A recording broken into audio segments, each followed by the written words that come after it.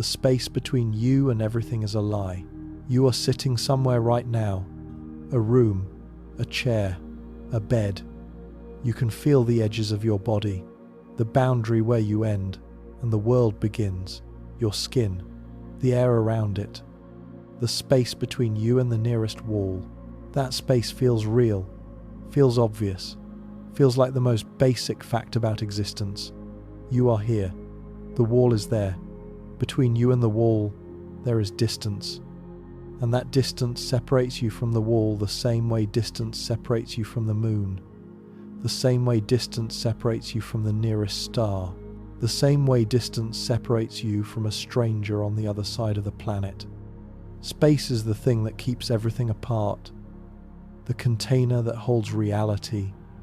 The stage on which the universe performs. Without space, nothing could exist separately from anything else. Without distance, there would be no here and there, no you and not you, no separation between any two things in the universe. This is what you believe. This is what everyone believes. This is what every physicist believed for 300 years after Newton wrote down the laws of gravity and motion and declared that space is absolute, fixed, unchanging. The backdrop against which all of reality unfolds. And quantum mechanics says space might not exist, not metaphorically, not poetically, not in some vague philosophical sense that sounds deep but means nothing. In the precise, experimental, mathematically proven sense of quantum physics, the most successful theory in the history of science, the theory that predicted the magnetic moment of the electron to 12 decimal places, the theory that explains why atoms exist, why light behaves the way it does, why your phone works, why the sun shines. That theory, applied to two particles in a laboratory, produces a result that should be impossible if space is real. And the result has been confirmed hundreds of times in laboratories across the world for over 40 years by 3 physicists who received the Nobel Prize for proving it in 2022. Space might be an illusion, distance might be a lie your senses tell you, and the separateness you feel between yourself and the wall, between yourself and the stars, between yourself and every other conscious being in the universe might be the deepest misunderstanding in human history. This is what quantum entanglement reveals. And it begins with 2 men who disagreed about reality itself. Albert Einstein was 56 years old in 1935. He had already changed the universe. Special relativity in 1905, general relativity in 1915, the photoelectric effect, mass energy equivalence, E equals mc squared. He was the most famous scientist alive, the most famous scientist who had ever lived. His face was recognized on every continent. His name was synonymous with genius itself, and he was losing an argument. The argument was with Niels Bohr, a Danish physicist, quieter than Einstein, less famous, but equally brilliant. And on the question that consumed both their lives, what is reality? Bohr was winning. The disagreement was about quantum mechanics, the new physics that had emerged in the 1920s, a physics that described the atomic world in ways that violated everything Einstein believed about the universe. Einstein believed the universe was real, that particles had definite properties whether or not anyone measured them, that the moon existed when nobody was looking at it, that cause preceded effect, that nothing traveled faster than light, that the universe was, at its foundation, orderly, deterministic, comprehensible, a universe that made sense, a universe that obeyed rules, a universe where distant objects were independent and space between them was real, and nothing connected them except signals traveling at or below the speed of light. Bohr believed something else entirely. He believed particles did not have definite properties until measured, that before measurement, an electron did not have a position, did not have a momentum, did not have a spin. It existed in superposition, multiple contradictory states simultaneously, not because we were ignorant of its true state, because it genuinely had no true state. Reality was indeterminate at its foundation. Measurement did not reveal pre-existing facts. Measurement created facts. Observation did not find reality. Observation produced reality. Einstein hated this. Not intellectually, viscerally. The idea that reality depended on observation offended something deep in him, something that went beyond physics into philosophy, into theology, into what he believed about the nature of existence itself. God does not play dice with the universe, he said. Bohr reportedly replied, "Stop telling God what to do." They argued for years. At Solvay conferences in Brussels, in letters crossing the Atlantic, face-to-face in offices and hallways and dining rooms. Einstein would construct thought experiments, brilliant, intricate, devastating thought experiments designed to show that quantum mechanics was incomplete, that it must be wrong, that somewhere in its formalism there was a crack, a contradiction, a failure. Every time, Bohr found the flaw in Einstein's argument. Every time, quantum mechanics survived. Every time, Einstein was forced to retreat, regroup, and construct a new attack. And every time, the attack was more sophisticated. And every time, Bohr's defense held. It was the greatest intellectual duel in the history of science. Two of the finest minds that ever existed, fighting over the most fundamental question that can be asked. What is real? What exists? What is the universe made of? In 1935, Einstein launched his most devastating assault, a paper written with Boris Podolsky and Nathan Rosen. 3 authors, 3 initials, EPR. It became the most cited paper in the history of quantum foundations, and it introduced the world to the phenomenon that would eventually destroy Einstein's position. The argument was elegant, beautifully elegant. Take 2 particles, let them interact so their quantum states become correlated, entangled, then separate them, move them far apart, miles apart, continents apart, galaxies apart, if you want. Now, measure the position of particle 1. Quantum mechanics says you instantly know the position of particle 2. Alternatively, measure the momentum of particle 1. You instantly know the momentum of particle 2. But quantum mechanics also says a particle cannot simultaneously have definite position and momentum. The uncertainty principle forbids it. Heisenberg proved it. It is fundamental. It is not negotiable. A particle cannot have both at the same time. So how does particle 2 instantly acquire a definite property the moment you measure particle 1? How does it know what you measured? How does the information travel from here to there, faster than light, violating everything relativity says about the cosmic speed limit? Einstein saw only 2 possibilities.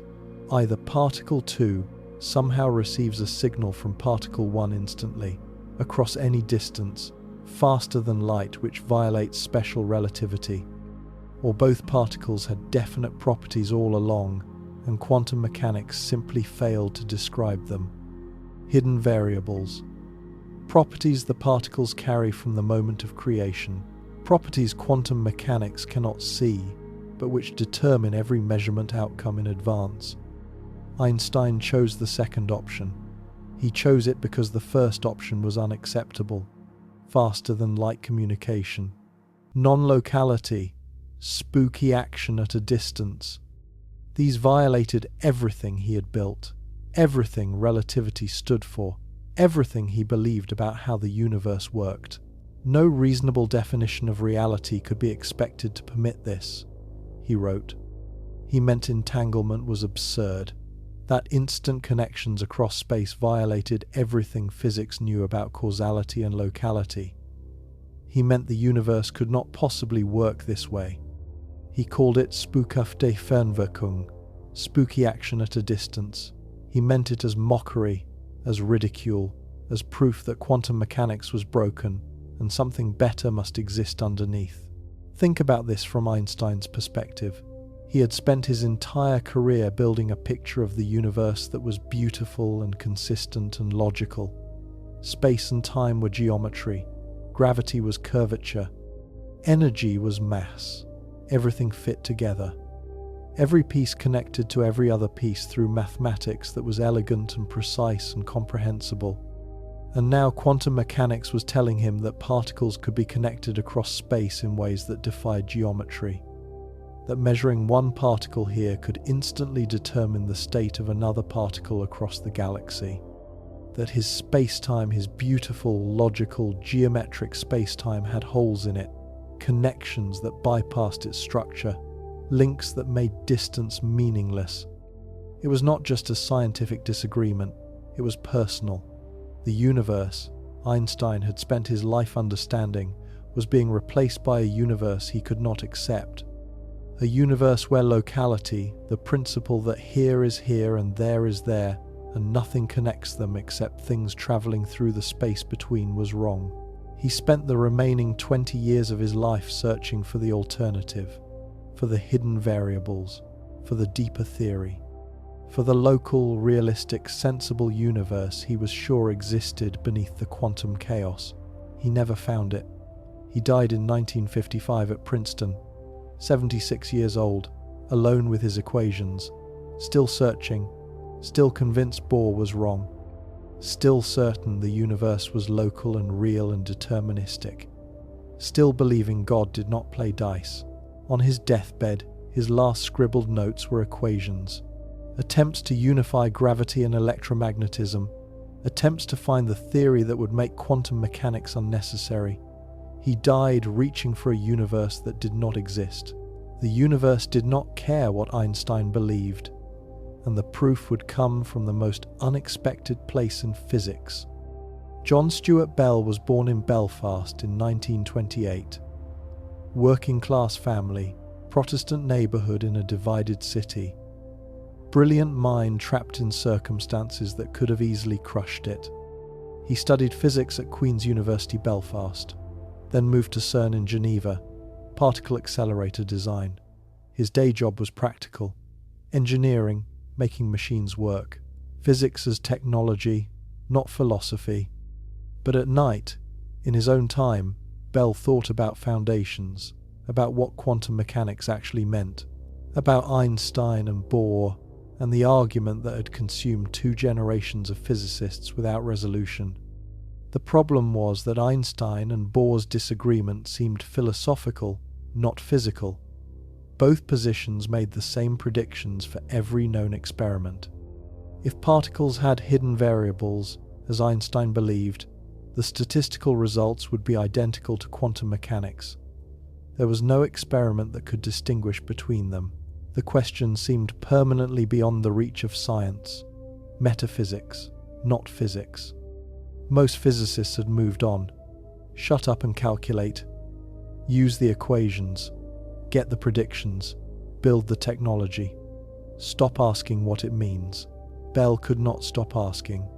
He felt what Einstein had felt, that quantum mechanics was hiding something. Not that it was wrong, that it was incomplete. That beneath the formalism, there was a truth about reality waiting to be found, and he was determined to find it. What made Bell different from every other physicist who thought about these questions was precision. He did not argue philosophically. He did not wave his hands about interpretation. He sat down with the mathematics and asked a simple question. Is there any experimental prediction where hidden variables and quantum mechanics disagree? Everyone assumed the answer was no. For 30 years, everyone had assumed the answer was no. Bell proved everyone wrong. In 1964, working alone, he found something extraordinary, something hidden in the mathematics for 30 years, something Einstein and Bohr had both missed. He proved that local hidden variable theories and quantum mechanics make different predictions, not the same predictions. Different, measurably different, experimentally testable. If Einstein was right, if particles carried hidden variables and nothing traveled faster than light, then certain statistical correlations between measurements on entangled particles could not exceed a specific limit. A number, a boundary, an inequality. Bell calculated exactly what that boundary was. Quantum mechanics predicted violations, correlations that exceeded Bell's limit, not by a tiny amount, by roughly 40%. A clear, measurable, experimentally testable gap between Einstein's local realism and quantum mechanics. For the first time in the history of physics, the question could be settled by experiment. Nature would have to choose sides, and whatever nature chose, one of the two greatest physicists who ever lived would be proven wrong. Bell published his theorem, 6 pages, modest, precise, technically flawless, historically devastating.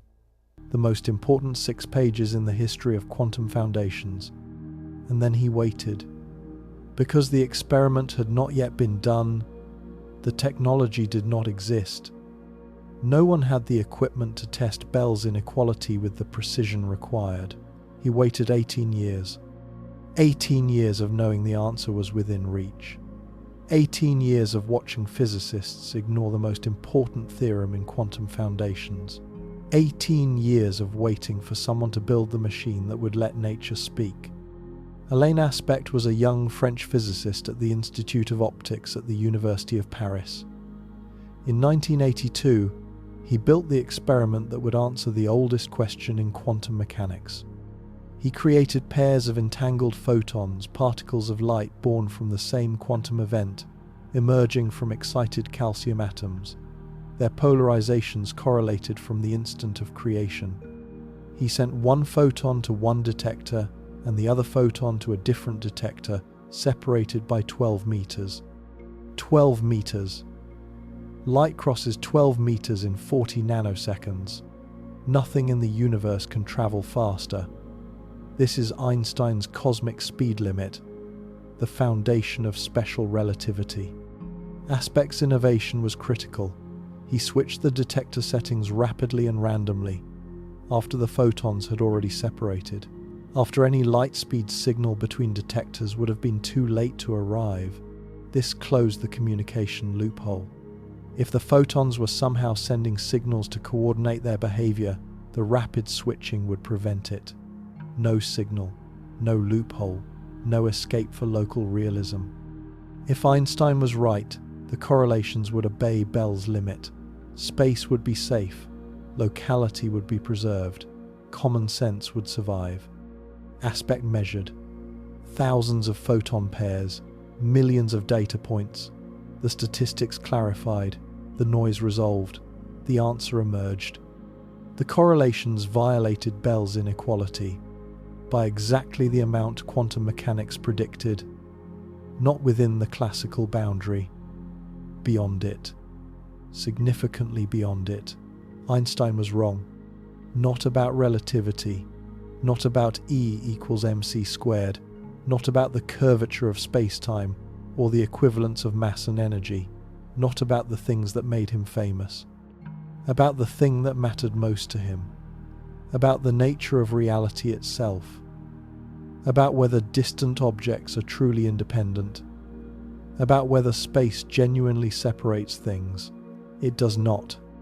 2 entangled photons, 12 meters apart, measured simultaneously. The correlations between their outcomes stronger than any local hidden variable theory allows, stronger than any classical mechanism can produce, stronger than any universe where space genuinely separates things can explain. The mathematics is clear, the data is unambiguous.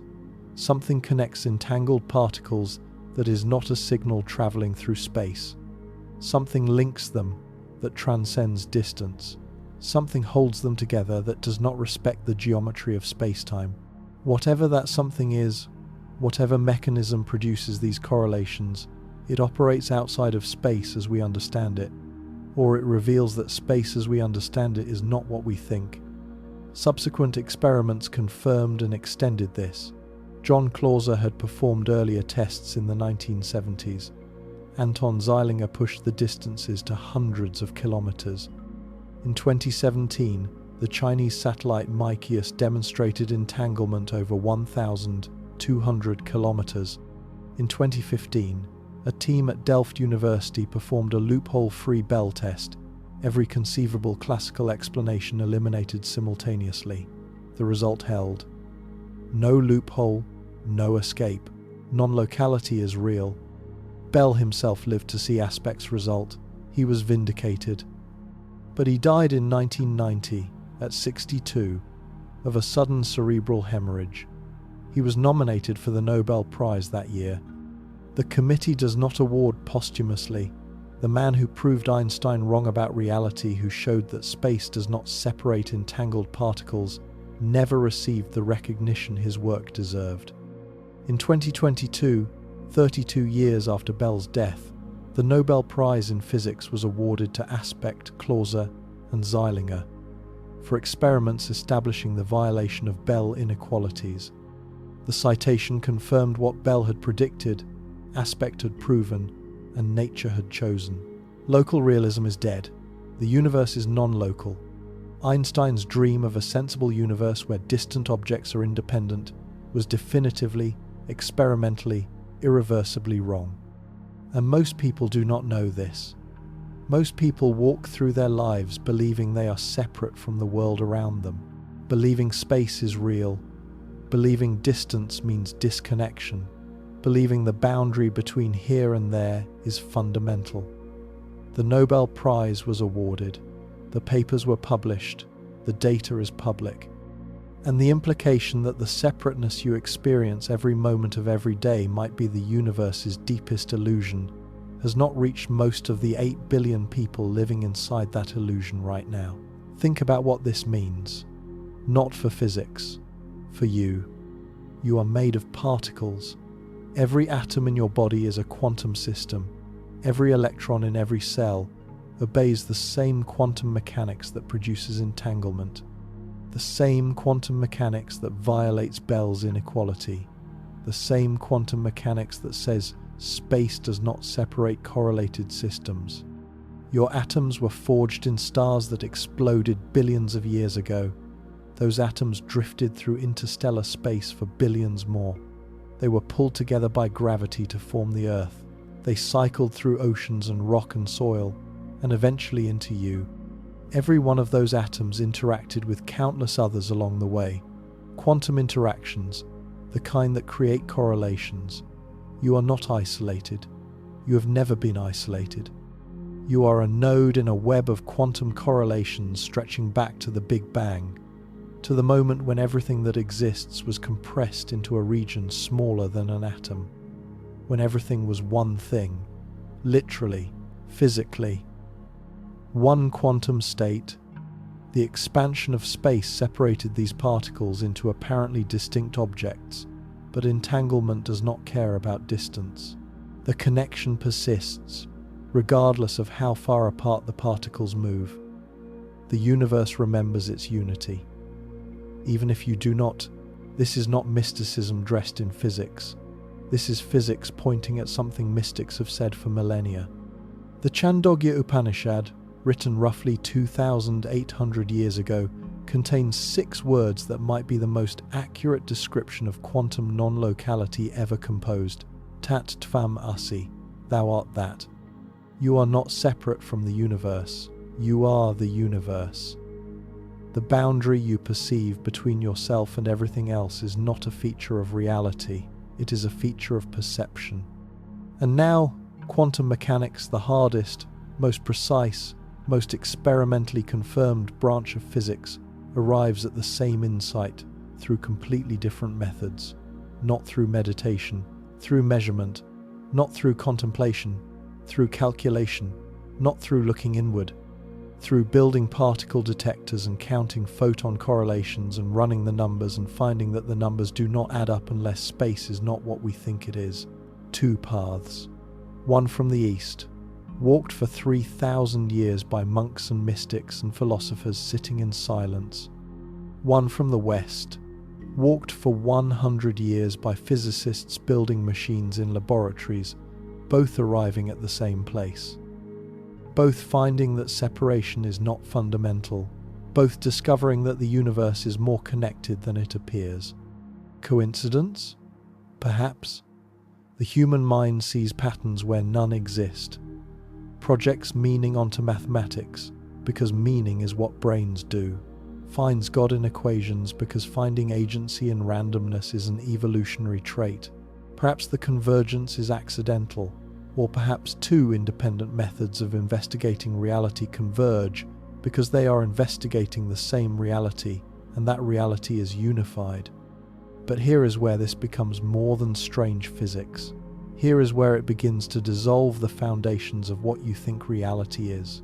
In 2010, physicist Mark van Ramsdonk at the University of British Columbia published a paper that may be one of the most important in 21st century physics. Building up space-time with quantum entanglement, using the ADS, CFT correspondence, a mathematical framework connecting gravity in higher dimensional space to quantum physics in lower dimensions, Van Ramsdonk demonstrated something no one expected. Take two regions of space. The particles in those regions are entangled. Now reduce the entanglement, disentangle them. What happens to the space between those regions? It stretches, it grows. The regions drift apart. Eliminate the entanglement entirely, and the space between them ceases to exist. The geometry disconnects. The regions separate not by infinite distance, but by non-existence of the connection itself. There is no longer any between. Space does not contain entanglement. Space is entanglement. Remove the entanglement, and there is no space. This is like discovering that the ocean does not contain water. The ocean is water. Remove the water, there is no ocean. What you thought was the container is actually the substance. What you thought was the stage is actually the performance. 3 years later, Juan Maldacena and Leonard Susskind, two of the greatest living theoretical physicists, proposed something even more radical.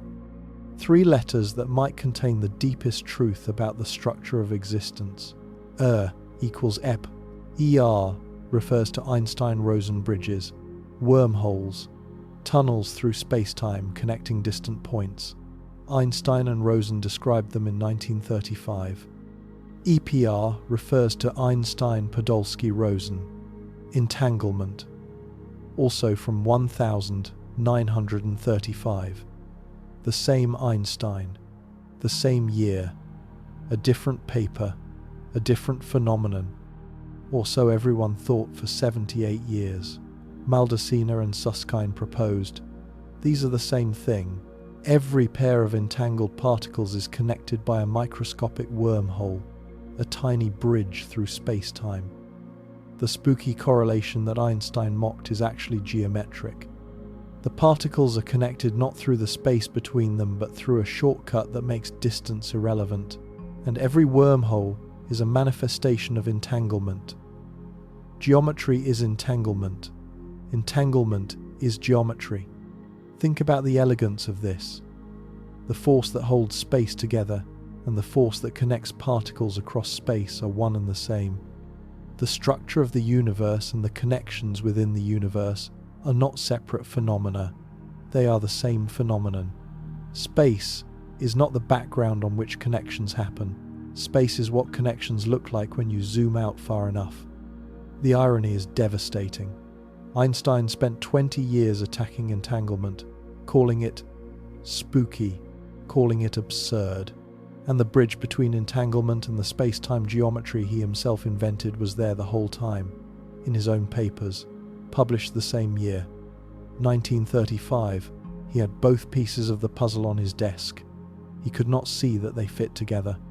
If ER equals EPR is correct, then space is not the stage on which physics happens. Space is what quantum entanglement produces. Space is not the container of reality.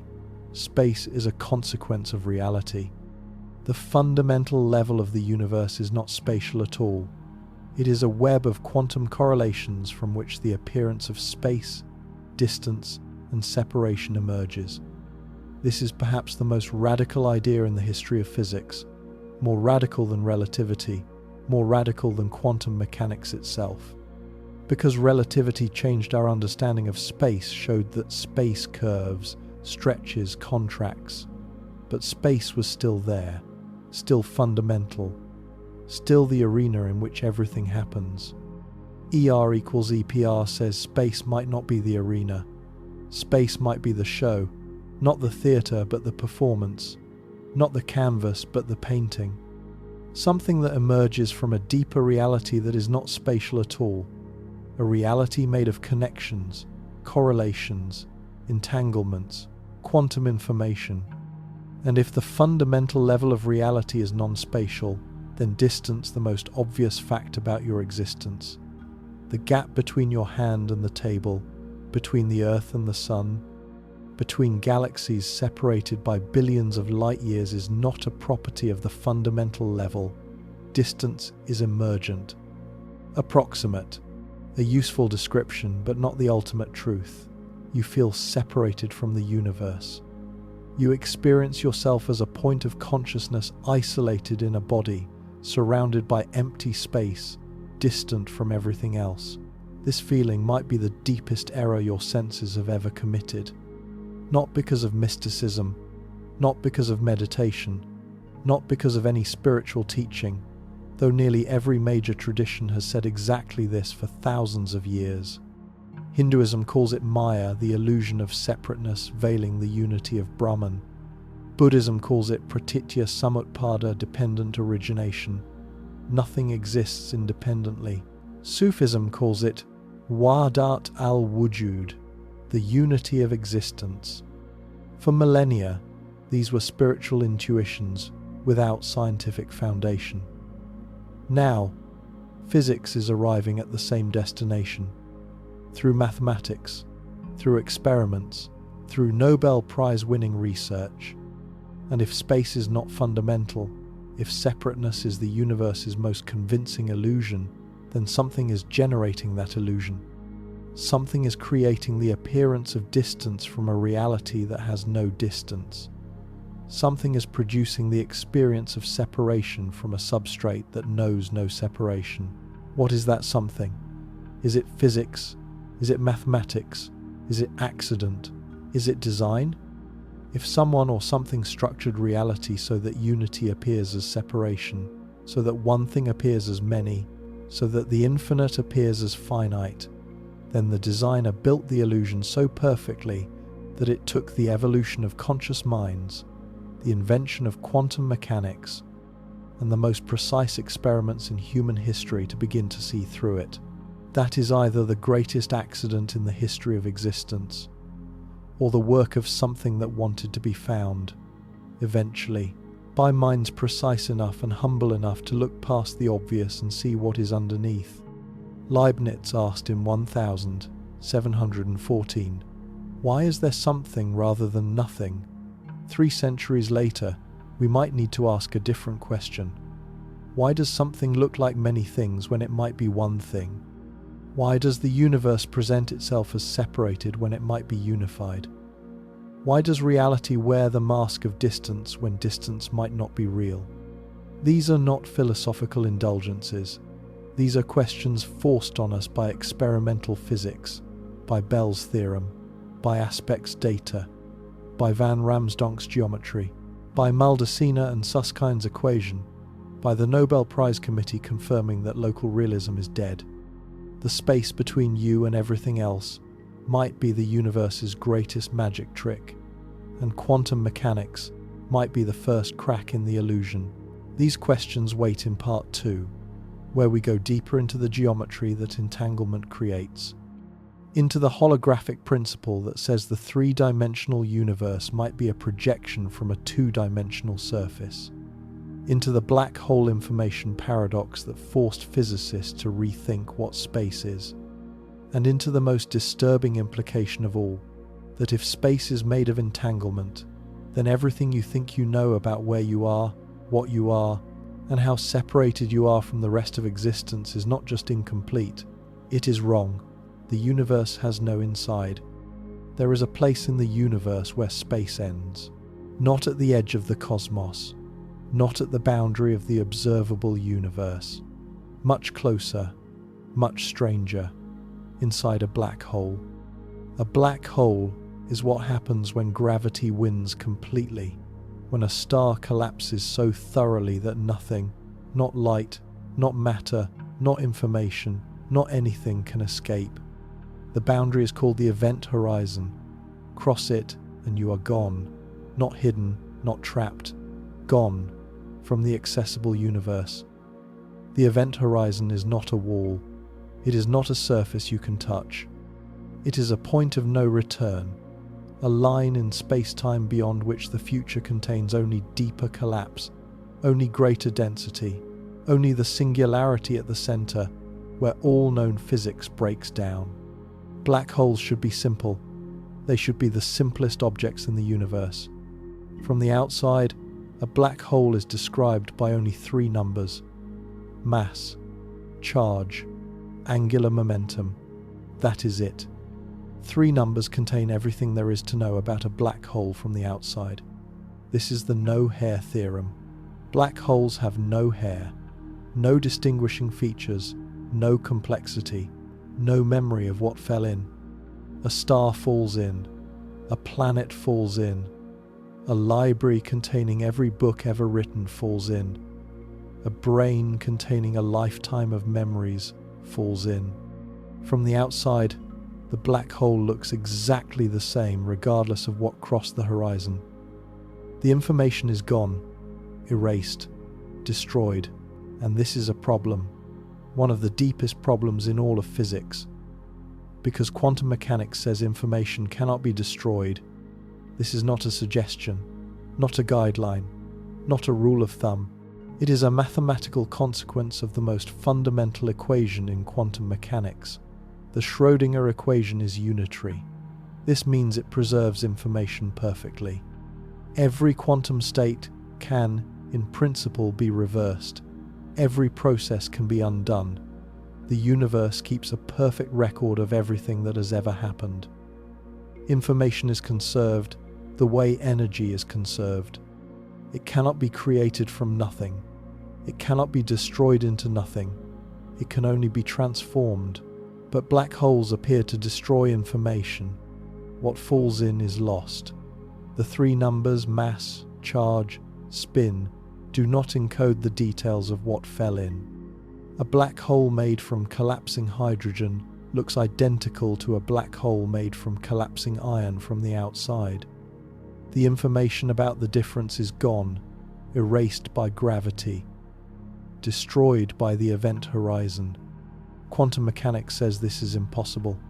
General relativity says it happens. 2 of the greatest theories in the history of physics contradict each other, directly, fundamentally.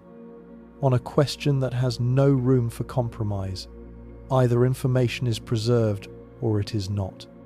Either quantum mechanics is wrong, or general relativity is wrong, or our understanding of both is incomplete in ways we have not yet grasped. This is the black hole information paradox, and its resolution led to the most radical discovery about the nature of space since Einstein proved it curves. Stephen Hawking dropped the bomb in 1974. He was 32 years old, already famous, already confined to a wheelchair, already fighting the motor neuron disease that doctors said would kill him within 2 years of diagnosis. He had been diagnosed at 21. He was still alive, still thinking, still producing physics that shattered assumptions. Hawking showed that black holes are not truly black. They radiate. Quantum effects near the event horizon cause particles to emerge from the vacuum particle-antiparticle pairs created by the extreme curvature of space-time near the horizon. Normally, these pairs annihilate each other instantly. They appear and disappear in the quantum foam of space-time, borrowing energy from the vacuum and returning it before anyone notices. But at the event horizon, something different happens. One particle falls in, the other escapes. The escaping particle carries energy away from the black hole. The black hole loses mass. Slowly over timescales so vast, they make the age of the universe look like a heartbeat. The black hole shrinks. Eventually, after unimaginably long eons, it evaporates completely, disappears. Nothing left. Not even the memory of what fell in. This is Hawking radiation, one of the most important theoretical discoveries of the 20th century, a rare intersection where quantum mechanics and gravity meet and produce a concrete, calculable prediction. But Hawking radiation is thermal. It is random. It carries no information about what fell into the black hole. It is like heat radiating from a cooling ember. The heat tells you the temperature, but nothing about the wood that burned.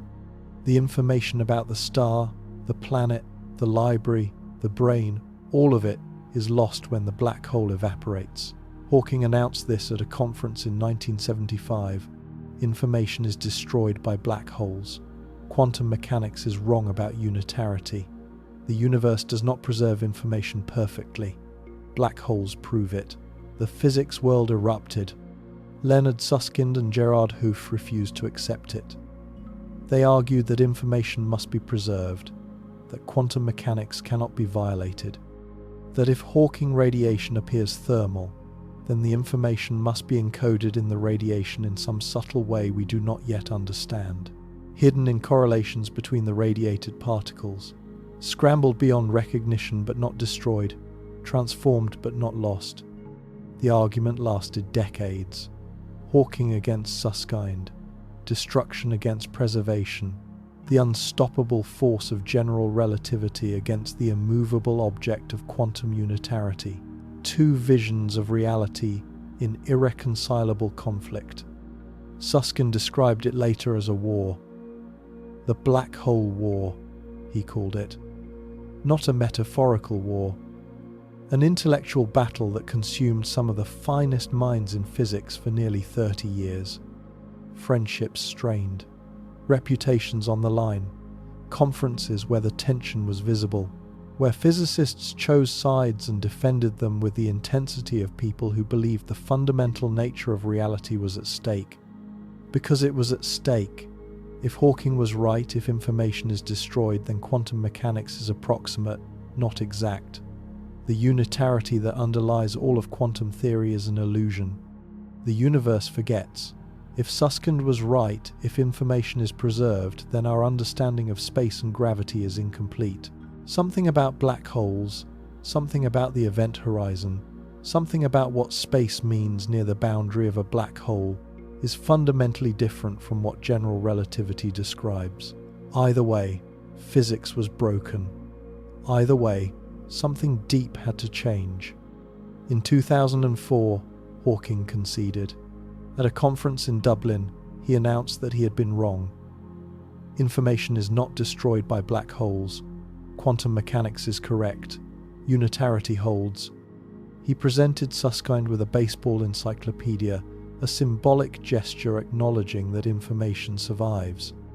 But Hawking's concession raised more questions than it answered. If information is preserved, how? How does information escape a black hole when nothing can escape a black hole? Where does the information go? How is it encoded in the Hawking radiation? The answer to these questions would reshape our understanding of space itself, and the resolution, when it came, did not come from either of them winning the argument directly. It came from a completely unexpected direction. From a young Argentine physicist named Juan Maldacena, who in 1997, at the age of 29, discovered something that would rewrite our understanding of space itself. Something so powerful that when he presented it at a string theory conference, the audience, a room full of the most accomplished theoretical physicists in the world, spontaneously broke into song. They sang Macarena rewritten as Maldacena. Physicists do not do this. The discovery was that extraordinary. Maldacena was working on string theory, specifically on a mathematical relationship between two seemingly unrelated physical theories. On one side, a theory of gravity in a five-dimensional space with a specific geometry called anti-de Sitter space ads. On the other side, a quantum field theory without gravity defined on the four-dimensional boundary of that space, a conformal field theory, CFT. Maldacena proved these two theories are equivalent, completely equivalent. Every calculation in the gravitational theory has a corresponding calculation in the boundary theory. Every physical process in the five-dimensional space with gravity corresponds to a physical process on the four-dimensional boundary without gravity. They are the same theory written in two different languages. This is the ADS, CFT correspondence, and it is one of the most important discoveries in the history of theoretical physics, not because of string theory, because of what it says about the relationship between space and information. Think about what the correspondence means.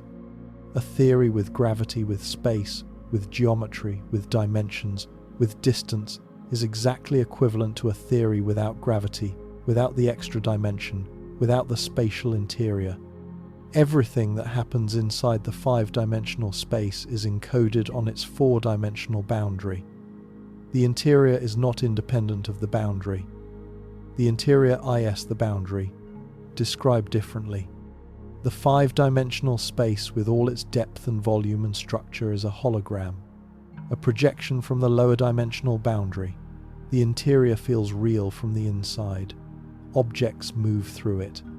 Distances exist within it. Gravity curves it. But fundamentally, every piece of information that exists in the interior is already present on the boundary. The interior adds nothing. It is a different way of reading the same data. This is the holographic principle, and it did not begin with Muldacina. It began with black holes.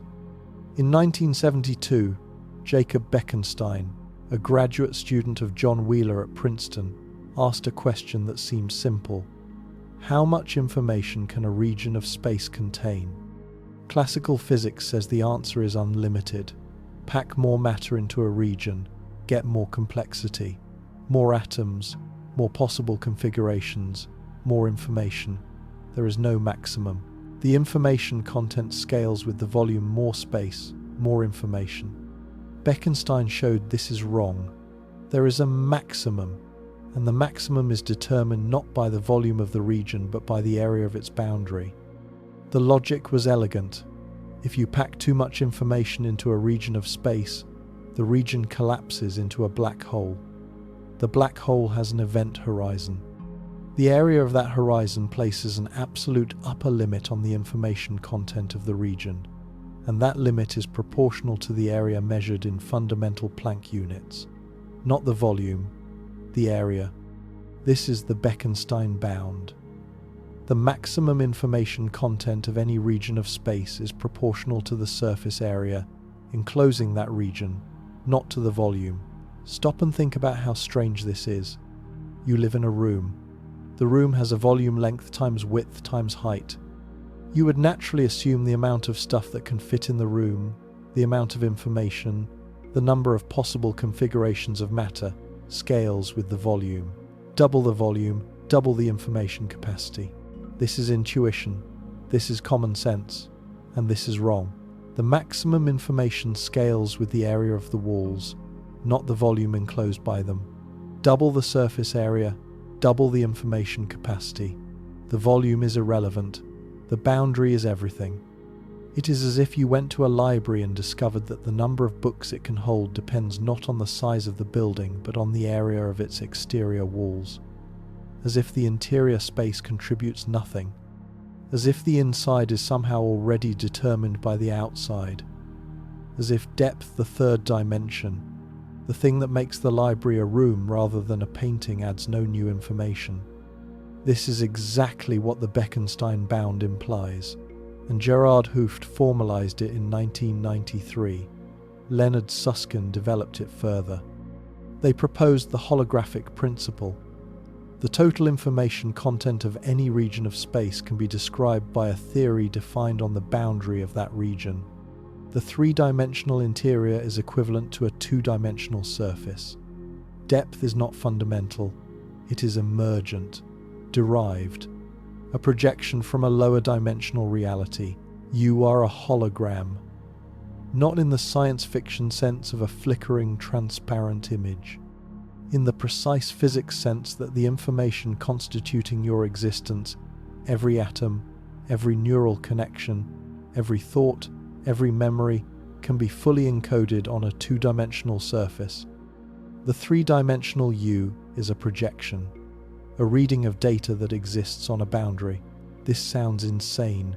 It felt insane when Hooft and Susskind proposed it. A radical extrapolation from black hole thermodynamics to all of reality. Speculative, ungrounded, beautiful mathematics with no experimental confirmation. Then Maldacena proved ADS CFT, and the holographic principle went from speculation to the most well-supported theoretical framework in modern physics. Thousands of papers, hundreds of precise calculations. Every test of the correspondence confirming the duality.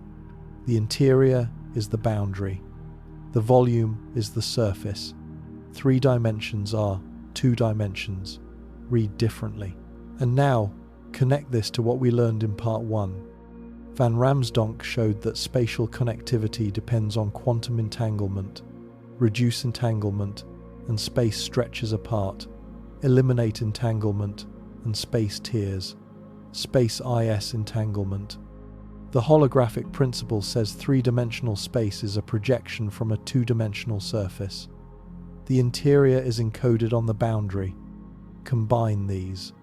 Space emerges from entanglement on a lower dimensional boundary.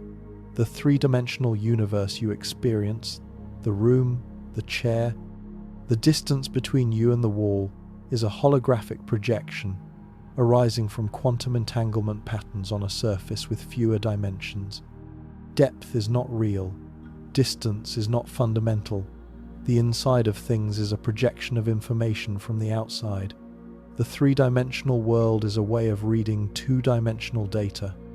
And the connections between the data, the entanglements, are what create the appearance of spatial structure. This is where physics begins to sound like ancient philosophy. Like Plato's cave allegory from the Republic, written around 380 BCE. Prisoners chained in a cave since birth, facing a wall. Behind them, a fire. Between the fire and the prisoners, people carry objects whose shadows fall on the wall. The prisoners see only shadows. They name the shadows.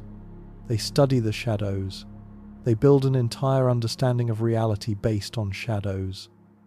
The shadows are 2-dimensional projections of 3-dimensional objects. The prisoners cannot see the objects, only their projections. They live in a holographic universe, 2,400 years before physics arrived at the same insight. Plato argued that the philosopher's task is to turn around, to see past the shadows, to discover the higher dimensional reality that cast them. He called these higher realities forms perfect, eternal, more real than the shadows we perceive. The physical world is a degraded copy, a projection, an imperfect reflection of something deeper and more fundamental. 24 centuries later, the holographic principle says something structurally identical. The 3-dimensional world is a projection of a lower dimensional surface. The spatial world we experience is not the fundamental level. It is derived, emergent, a way of reading information that exists in a different form at a deeper level. Or, like the Hindu concept of Maya, the world of appearances is not the world of reality. What you see, what you touch, what you experience in 3-dimensional space is not the fundamental level.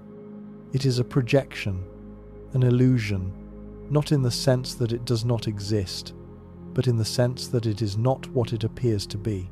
It is something else, something deeper, something lower dimensional, something beyond the reach of ordinary perception expressing itself as the world you experience. John Archibald Wheeler was the last great physicist of the 20th century who dared to ask the big questions. He had worked on the Manhattan Project. He had coined the term black hole. He had supervised more important PhD theses than perhaps any physicist in history, including those of Richard Feynman and Hugh Everett. He was Einstein's colleague at Princeton. He understood general relativity as deeply as anyone alive. And in his later years he became obsessed with a question that most physicists considered unscientific. What is reality made of? Not what are the forces, Not what are the particles, not what are the laws, what is the thing underneath. The substance, the foundation, the bottom level. Wheeler's answer was 3 words. It from bit. Reality, Wheeler proposed, is not made of matter, not made of energy, not made of fields or particles or waves. Reality is made of information. Every particle, every force, every interaction derives its existence from binary choices, yes or no, spin up or spin down, here or there. Every physical quantity at its foundation is an answer to a yes or no question. A bit of information. The universe is not a machine. It is a computation, not a thing. A process, not substance. Information. Every particle, every field of force, even the space-time continuum itself derives its function, its meaning, its very existence entirely from binary choices, bits, it from bit. Wheeler drew a diagram he called the participatory universe, a large U shape. On one end, the Big Bang. On the other end, an eye, an observer. The observer at one end looks back across time at the other end. And the act of looking, the act of observation, gives reality to the universe that produced the observer. Without the observer, the U has no one to see it. Without the universe, there is no observer to see. The loop closes. Observer creates universe. Universe creates observer. Neither exists without the other. Both require both. Wheeler proposed this not as poetry but as physics. He believed the universe is participatory, that observation is not passive recording but active creation. That the questions we ask nature determine the answers nature gives. That the measurements we choose to make determine the reality that exists. He proposed this in 1989. It was considered visionary but impractical, too philosophical, too vague, too disconnected from calculation. Then the holographic principle arrived, and ADS divided by CFT arrived, and ER equals EPR arrived, and suddenly it from bit was not metaphor, it was prediction.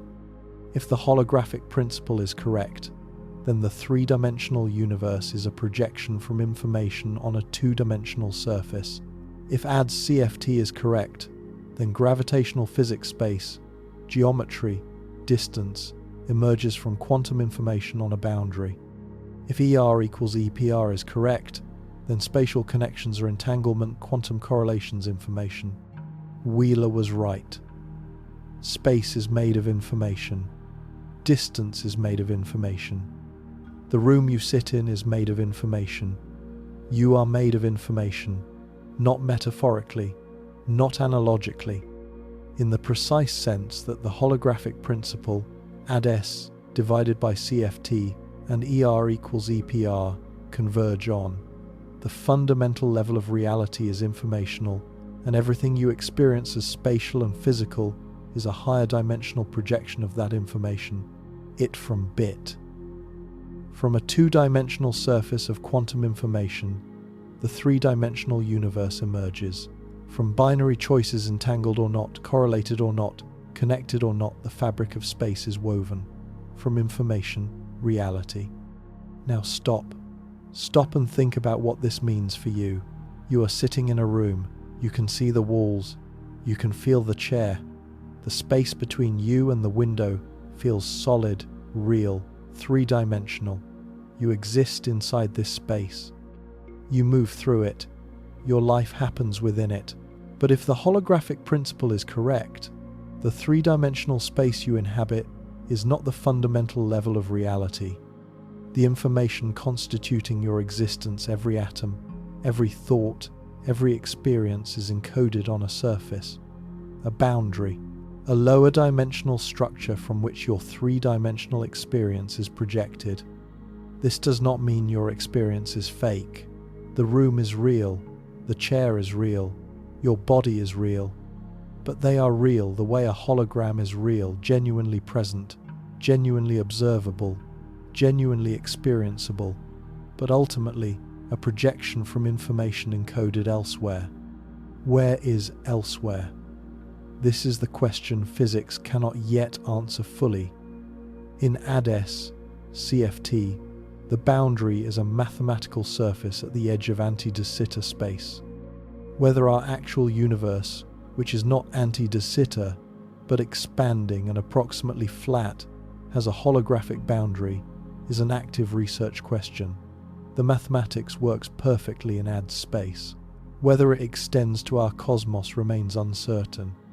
But the principle that the information content of three-dimensional regions is bounded by their two-dimensional surface area is derived from black hole thermodynamics, which applies to our universe. The Bekenstein bound is universal. The holographic limit on information is universal. Whatever the details, the fundamental lesson holds. Three-dimensional reality contains no more information than can be encoded on a two-dimensional surface. Depth is a projection. Volume is a reading of area. The inside is a reflection of the outside. Here is where it gets personal, where it gets existential, where it stops being theoretical physics and starts being about you. If space is emergent, if distance is not fundamental, if the three-dimensional world is a holographic projection of quantum information, then the separation you feel from everything is not a feature of reality's deepest level. It is a feature of the projection. You feel separated from the people you love, separated by distance, by rooms and streets and continents and oceans. The space between you and someone you miss feels real, feels heavy, feels like the thing that keeps you apart. But if space is emergent, then that separation exists in the projection, not in the source. At the fundamental level, at the informational level, at the entanglement level, there may be no distance between you and anyone. The connection that entanglement represents is not a connection through space. It is a connection that precedes space, that generates space, that is more fundamental than space.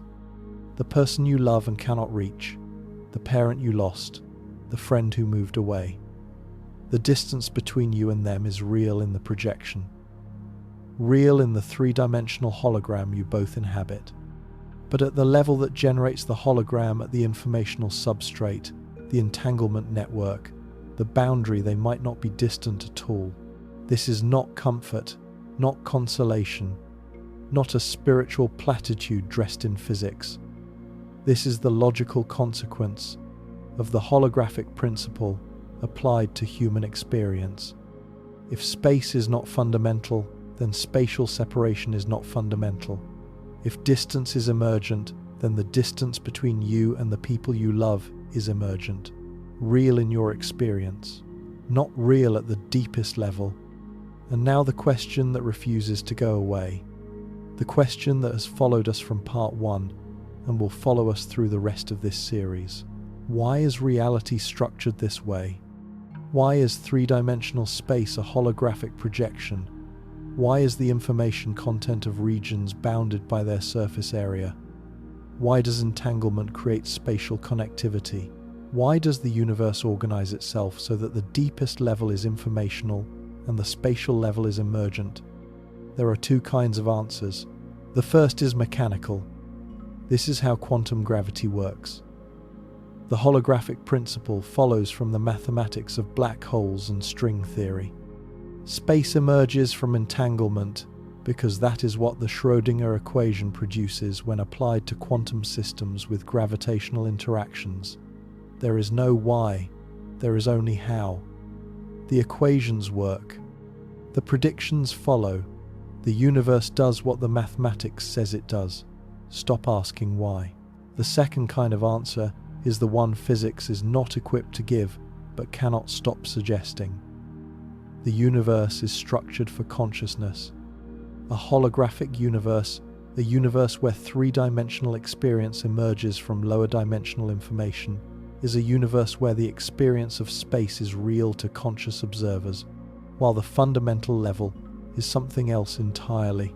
It is a universe where separation is experienced without being fundamental, where distance is felt without being ultimate, where conscious beings live inside a projection so perfect that only the most precise experiments in human history can detect that it is a projection. This is what a designed experience would look like. Not a simulation in the crude sense of a computer program. Something far more elegant. A universe where the fundamental level is unified informational, entangled, non-spatial, and the experiential level is separated, spatial, local, individual. Where unity generates the appearance of multiplicity, where one thing looks like many things to the things inside it. A universe designed to give conscious beings the experience of individuality while maintaining the reality of unity at the deepest level. Is this design? Is this accident? Is this the inevitable consequence of quantum gravity? Is this what any possible universe looks like when the mathematics is worked out? We do not know. Cannot know. Not yet. Maybe not ever. But the structure is remarkable. The holographic principle is remarkable. The emergence of space from entanglement is remarkable. The convergence of physics and ancient philosophy both arriving at the conclusion that the three-dimensional world is not the fundamental level, that depth is a projection, that separation is not ultimate, is remarkable.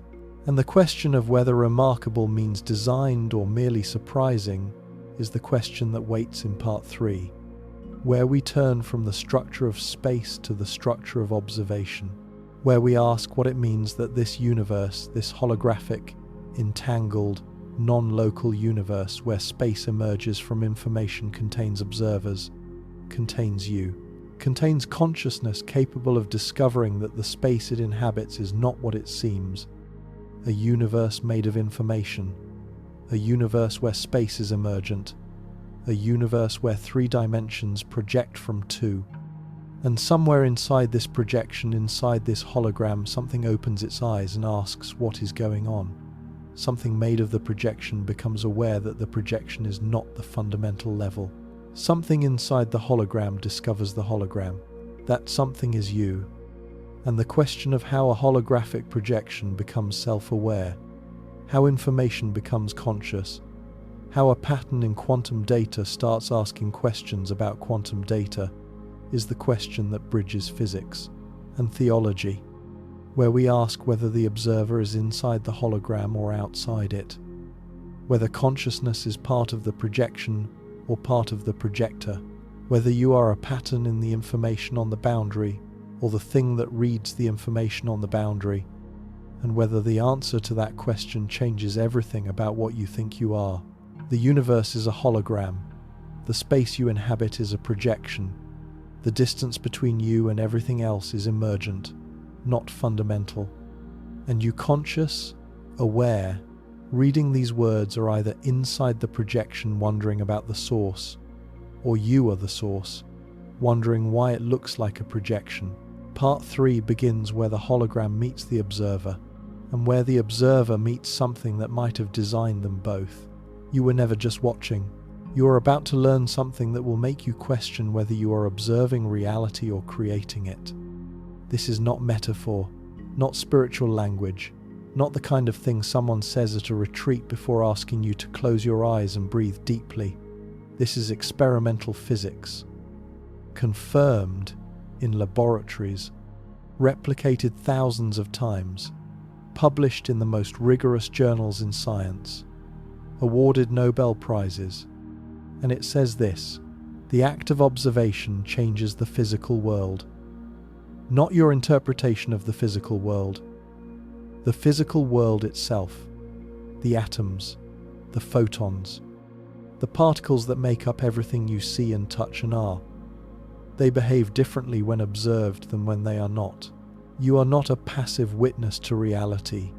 You are a participant in its construction. This begins with the most famous experiment in the history of physics. An experiment so simple that a child can understand it, and so disturbing that a century of physicists have failed to explain it. Send a single photon 1 quantum of light toward a barrier with 2 slits, 2 narrow openings. The photon passes through and strikes a detection screen on the other side. If you do not measure which slit the photon passes through, something impossible happens. Over many repetitions, the photons build up an interference pattern on the screen, alternating bright and dark bands.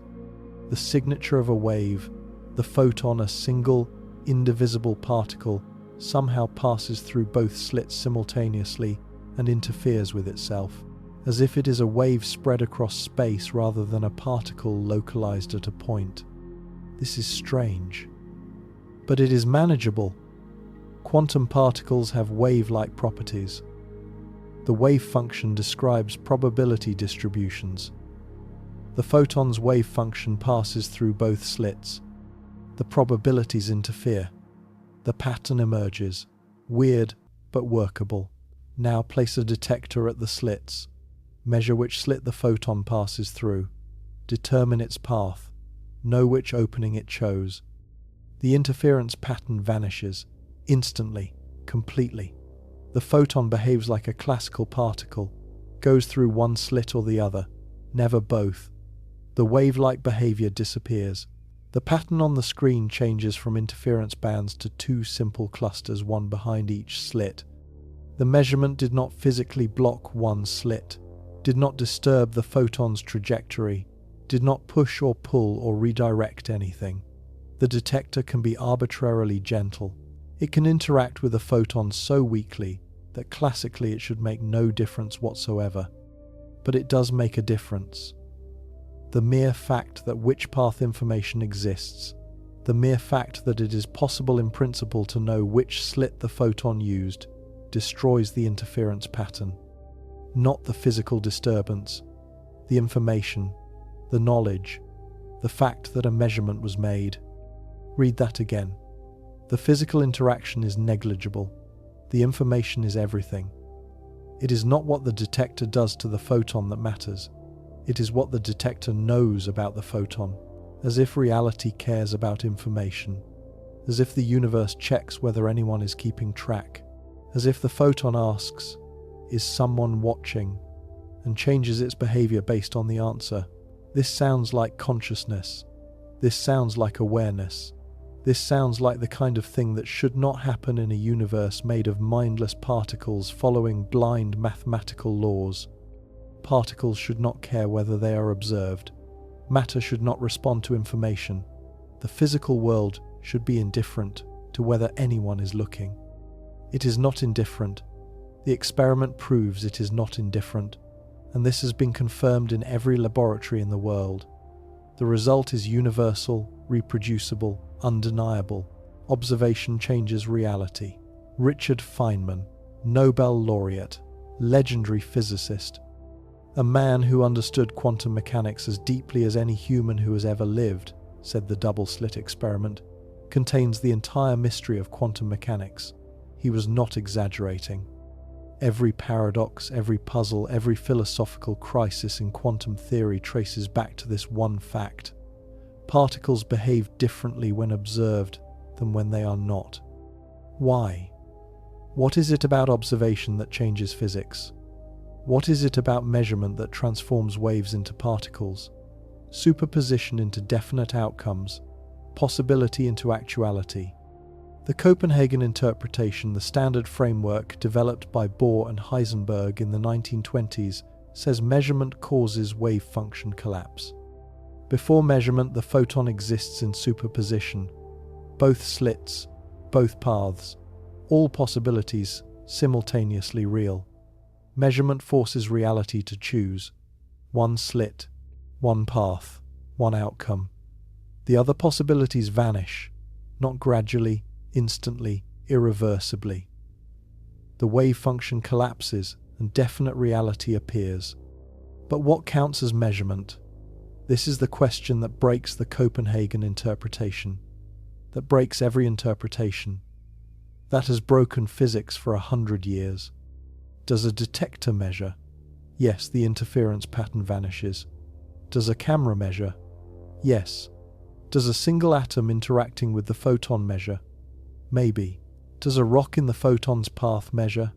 Maybe. Does a bacterium measure? Does an ant? Does a mouse? Does a human? Is consciousness required? Is awareness necessary for wave function collapse? Is the universe waiting for someone to look before it decides what is real? Eugene Wigner thought the answer was yes. Wigner was not a fringe thinker. He was a Nobel laureate, one of the greatest mathematical physicists of the 20th century, a man whose contributions to quantum mechanics, nuclear physics, and group theory shaped modern physics at its foundations. And he believed that consciousness, not detectors, not cameras, not atoms, collapses the wave function. His argument was precise. Consider a quantum system in superposition. It interacts with a measuring device.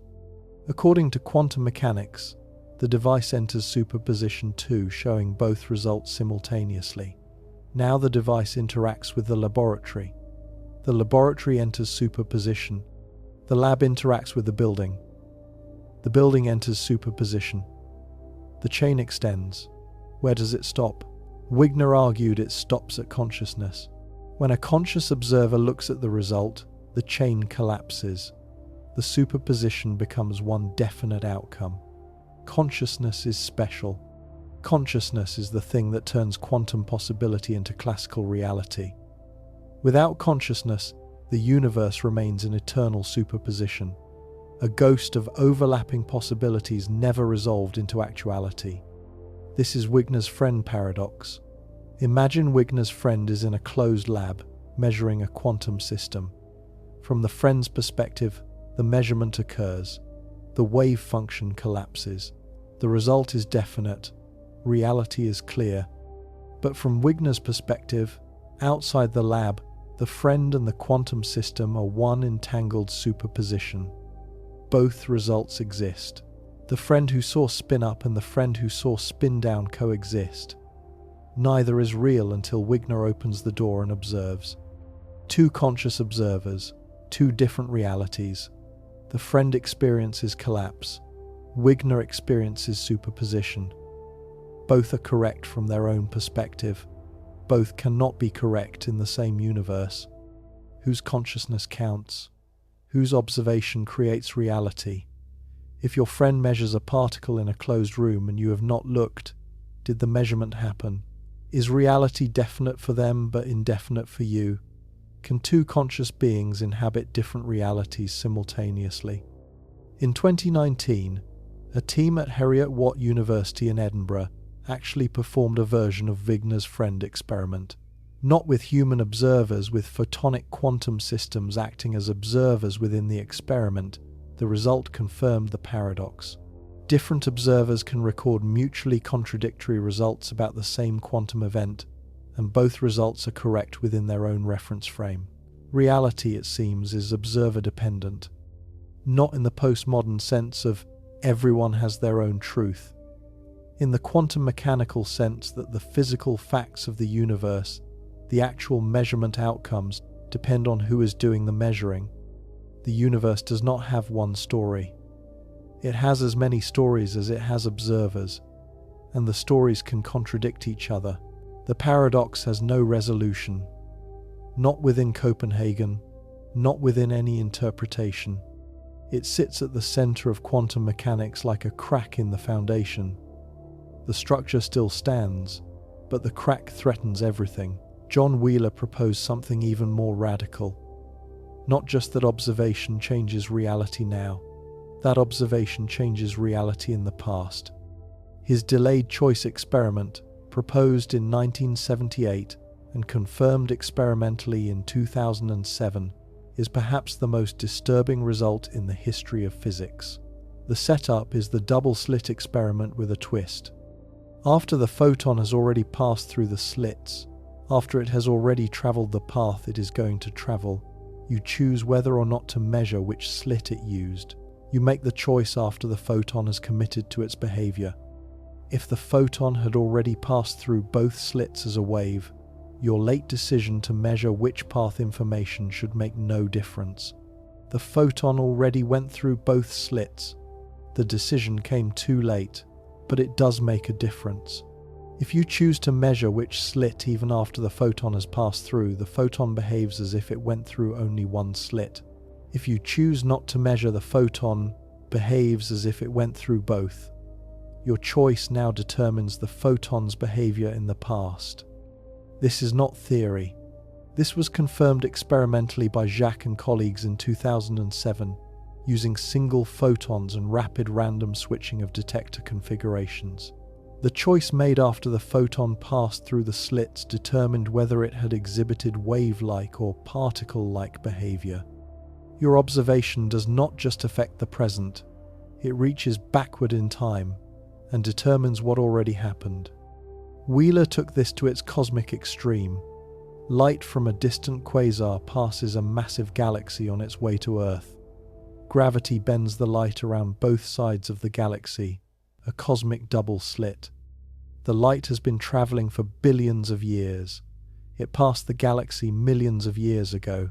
If you set up your telescope to determine which path the light took, left side or right side of the galaxy, the light behaves as if it took one path, particle-like, definite.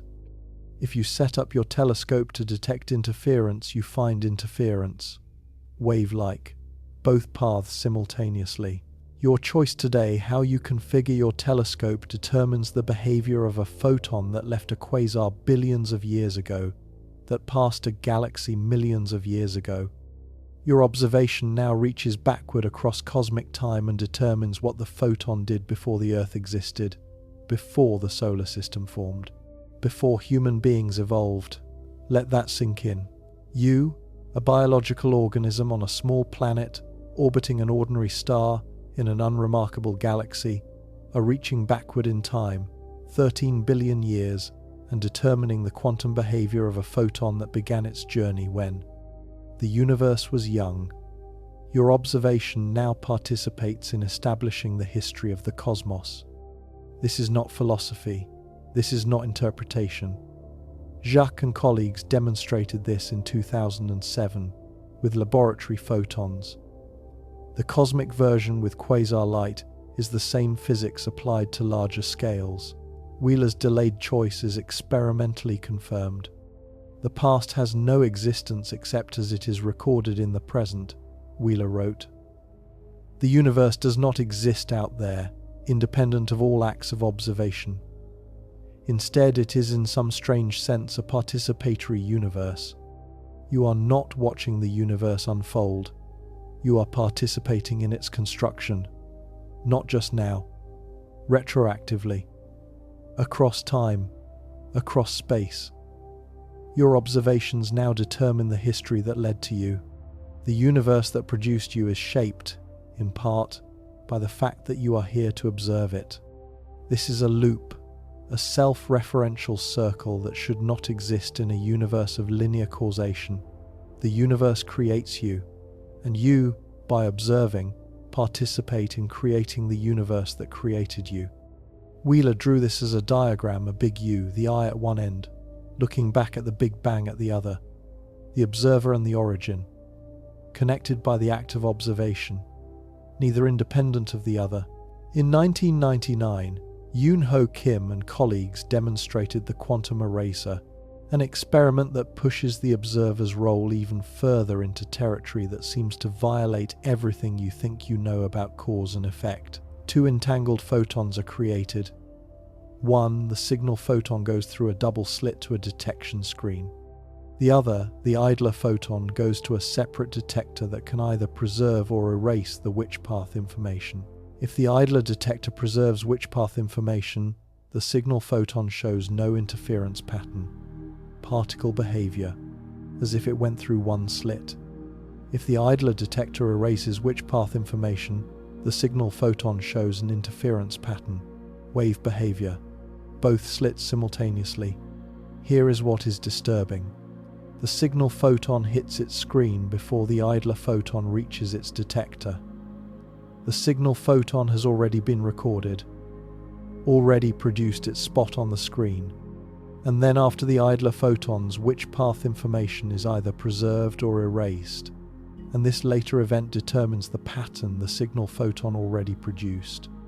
The future erases the past, or creates it, or determines it retroactively. The words fail because the phenomenon has no analogue in ordinary experience. Causation runs backward. Choice in the future affects outcome in the past. The observer does not just participate in the present, the observer participates in the construction of reality across time. Every assumption you hold about how the world works, cause before effect, past before future, decision before consequence, is violated by the quantum eraser, not in theory, in experiment, not approximately. Exactly. The correlations are measured. The data is published. The physics community has spent 25 years trying to explain this result within conventional frameworks. None of the explanations are fully satisfying. The most honest assessment is, we do not understand how this is possible. And yet it is possible, and it happens, and you, the observer, are at the center of it. Your choice, your measurement, your decision about what information to keep and what to erase, determining reality across time. Now stand back from the experiments.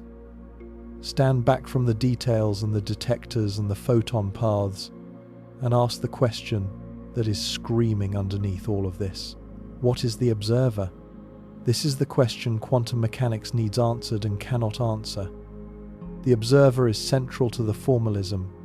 Measurement produces outcomes. Observation collapses. Wave functions. The entire predictive machinery of quantum mechanics depends on the distinction between unobserved systems, which evolve as waves, in superposition, all possibilities at once, and observed systems which collapse into one definite outcome. But quantum mechanics never defines the observer, never specifies what physical property makes something an observer, never draws the line between systems that observe and systems that do not, never explains why observation has the power to transform quantum possibility into classical reality. The observer is the most important entity in quantum mechanics. And it is the one entity quantum mechanics says nothing about. This is not a small gap. This is a chasm. The entire theory rests on a concept it cannot define. The most successful physical theory in history, the theory that explains chemistry, electronics, nuclear physics, materials, science, photonics. The theory that underlies every modern technology is built on an undefined foundation. Some physicists dismiss the problem. Decoherence explains everything, they say. When a quantum system interacts with its environment, air molecules, thermal photons, vibrations in the table, it sits on the superposition, becomes unobservable. Interference terms vanish. The system appears classical. No need for conscious observers. No need for mysterious collapse. The environment does the work. Problem solved. Decoherence is real. It is well understood. It is experimentally confirmed. A dust grain 1 micrometer across at room temperature decoheres in 10^-31 seconds, a timescale so short it makes a femtosecond look like the age of the universe. This is why you never see chairs in superposition. Why cats are not simultaneously alive and dead. Why the macroscopic world appears classical, even though it is made entirely of quantum components. But decoherence does not solve the measurement problem. Not completely, not even close. Decoherence explains why superposition becomes unobservable. It does not explain why one outcome becomes actual. The wave function, including the environment, still contains all outcomes in superposition. Decoherence hides the other outcomes. It does not eliminate them. The question of why you experience one outcome rather than another, the question of why there is a definite result at all, remains unanswered. Many worlds says, all outcomes happen. You experience one because you are in one branch. But then the question becomes, what is it that experiences? What is the thing inside a branch that has the subjective sense of being in that branch and not another? The observer reappears. The hard question returns. Consciousness is not eliminated by many worlds. It is multiplied. Every interpretation of quantum mechanics, when pushed to its foundations, encounters the observer, encounters consciousness, encounters the question of what it means to experience, to perceive, to know. The question that physics cannot answer, because it is not a question about particles or waves or fields.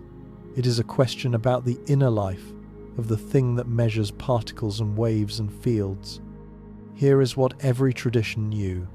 Before Bohr, before Heisenberg, before the double slit experiment was ever conceived. The Brihadaranyaka Upanishad, written roughly 3,000 years ago, says, "You are what your deep, driving desire is. As your desire is, so is your will. As your will is, so is your deed. As your deed is, so is your destiny." The observer shapes reality through intention, through will, through the act of engaging with the world, not passively receiving, actively constructing. The Yoga Vasistha, an ancient Hindu text, says, "The world is as you see it, not the world appears as you see it. The world is as you see it." Observation and reality are not separate. The observer and the observed are one process, one act, one event. Buddhism teaches that consciousness is not a mirror reflecting an independent reality. Consciousness is a flame that illuminates and transforms what it touches. The Lankavatara Sutra says the external world is a manifestation of mind. Not that mind creates physical objects through magical thinking. That the division between mind and world is less fundamental than both. That consciousness and reality are entangled the same way particles are entangled, neither fully independent, neither fully separable. In Islam, the Quran says, "Wherever you turn, there is the face of God."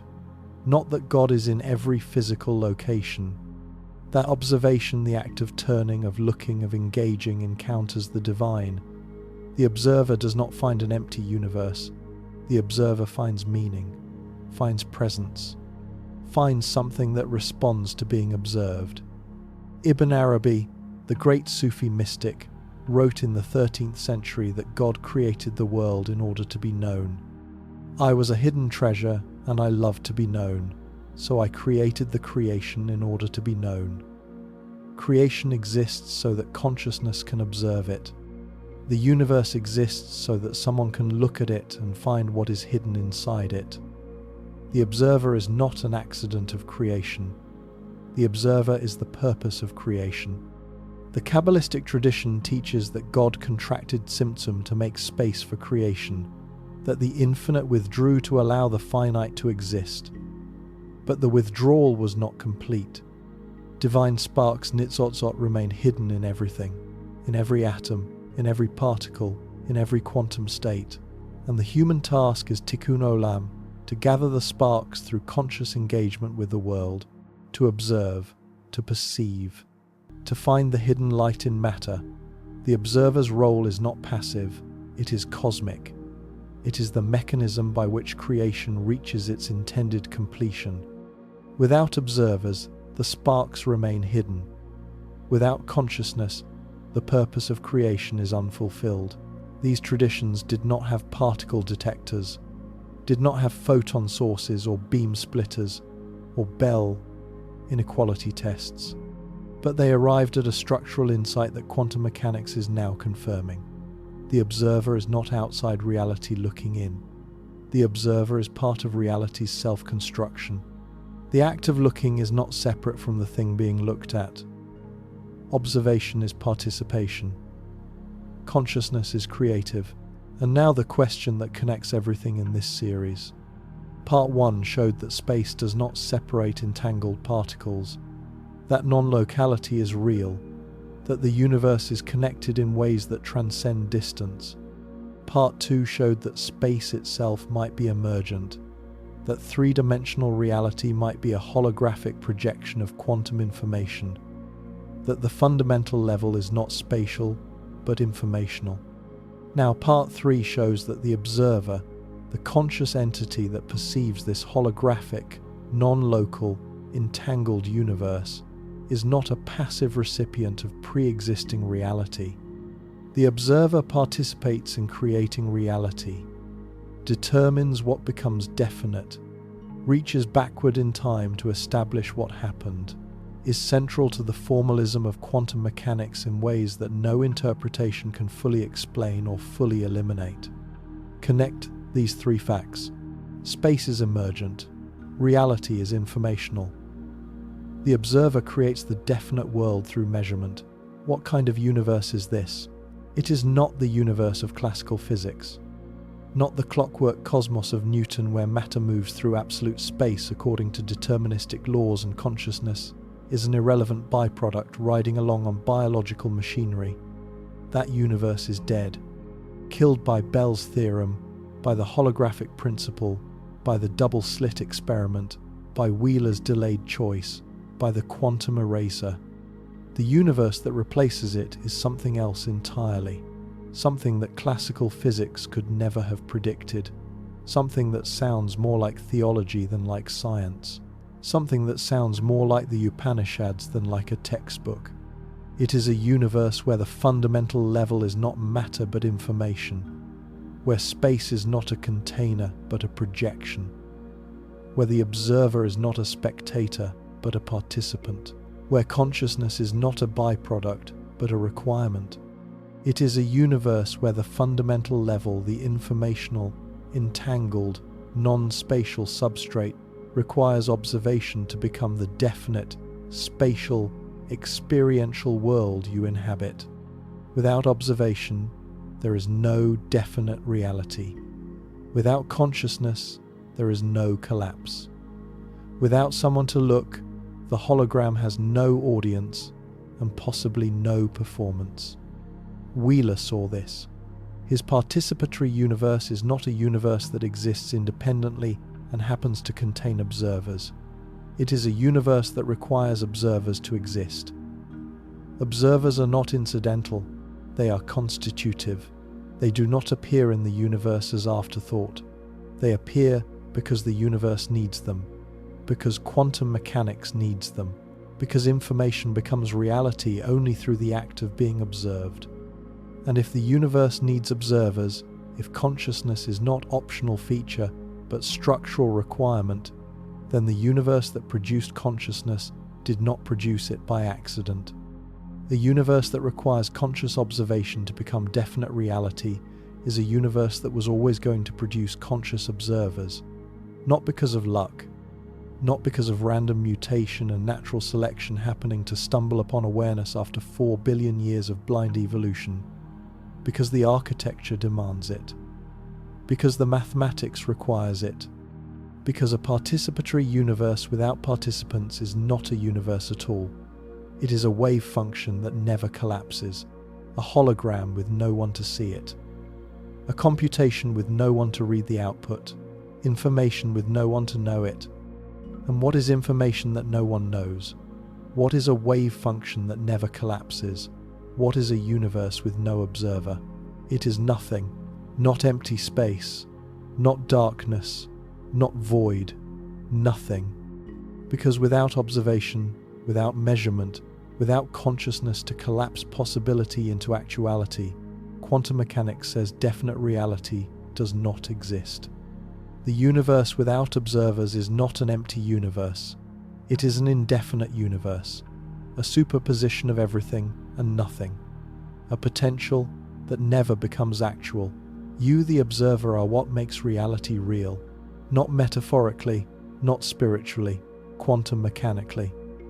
The most rigorous, most tested, most precise theory in the history of science says your observation matters, says your consciousness participates, says you were never just watching. This is where physics meets theology, not in proof, not in demonstration, in structure, in the architecture of reality that seems designed to place consciousness at the center, that seems built to require observation, that seems constructed so that mind and matter are not separate substances in a dualist universe but intertwined aspects of a single participatory reality. Is this design? Is this God? Is this the Creator? placing consciousness at the heart of creation, not as afterthought, but as purpose. Not as byproduct, but as the reason the equations were written the way they were? Or is this simply what quantum mechanics looks like when you push it to its limits? Is the observer's role a feature of the mathematics with no deeper meaning? Is the participatory universe just the way quantum information works, with no designer and no purpose and no intention behind it? We do not know. And part 4, the final part, is where we confront this question directly, where we bring together everything: the non-locality of entanglement, the emergence of space from information, the creative role of the observer, and the question that has haunted this entire series. Is the universe structured for consciousness? Or does consciousness simply happen to exist in a universe whose structure it finds flattering? Is God hiding in the equations?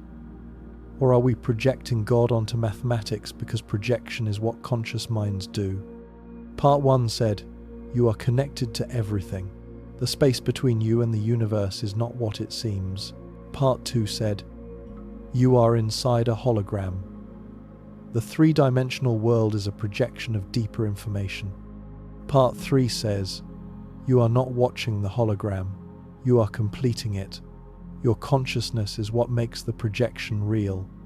Your observation is what collapses the wave function. Your awareness is what turns quantum possibility into the definite world you experience every moment of every day."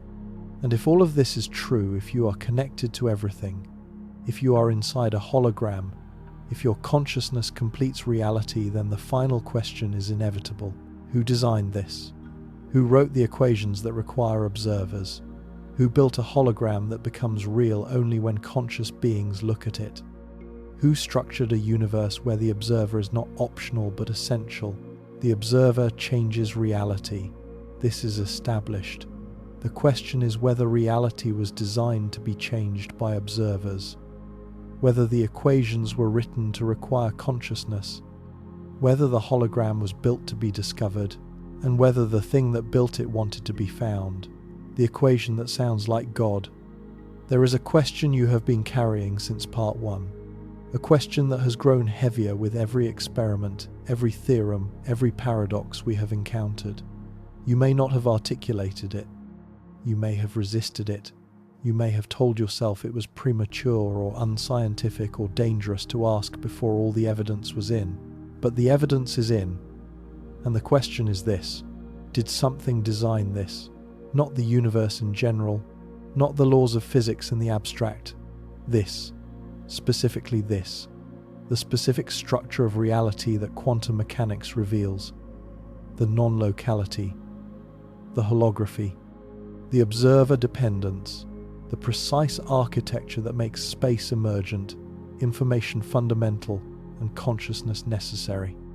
Did something design a universe where particles are connected across billions of light years as if distance does not exist? Where three-dimensional space is a holographic projection of two-dimensional information? Where reality does not become definite until a conscious observer measures it? Where the act of observation reaches backward in time to determine what already happened? Did something write equations that require consciousness? Did something build a hologram that needs an audience to become real? Did something structure reality so that the most rigorous investigation by the most powerful minds, using the most precise instruments over the course of a century, would arrive at a picture that looks structurally, architecturally, unmistakably like what mystics and prophets and sages described thousands of years ago using nothing but contemplation and prayer? Because if you describe this architecture to someone who had never heard of quantum mechanics, if you simply listed its properties without using any physics terminology, they would not say you were describing a physical theory. They would say you were describing God's creation, a reality where everything is connected, where appearances are projections of a deeper truth, where consciousness is central, not peripheral, where the observer participates in creating what is observed, where the fundamental level is non-material informational, relational, entangled, and the material world emerges from it. Every major religious tradition has described reality in exactly these terms. For thousands of years, without particle detectors, without Bell inequality tests, without ads, CFT correspondence, and now physics arrives at the same destination. Let us be precise about what we know, not what we believe, not what we hope, not what we fear, what we know, what has been measured, tested, confirmed, and awarded Nobel Prizes. First, quantum entanglement is real. Two particles can be correlated across any distance in ways that violate Bell's inequality. No local hidden variable theory can explain the correlations.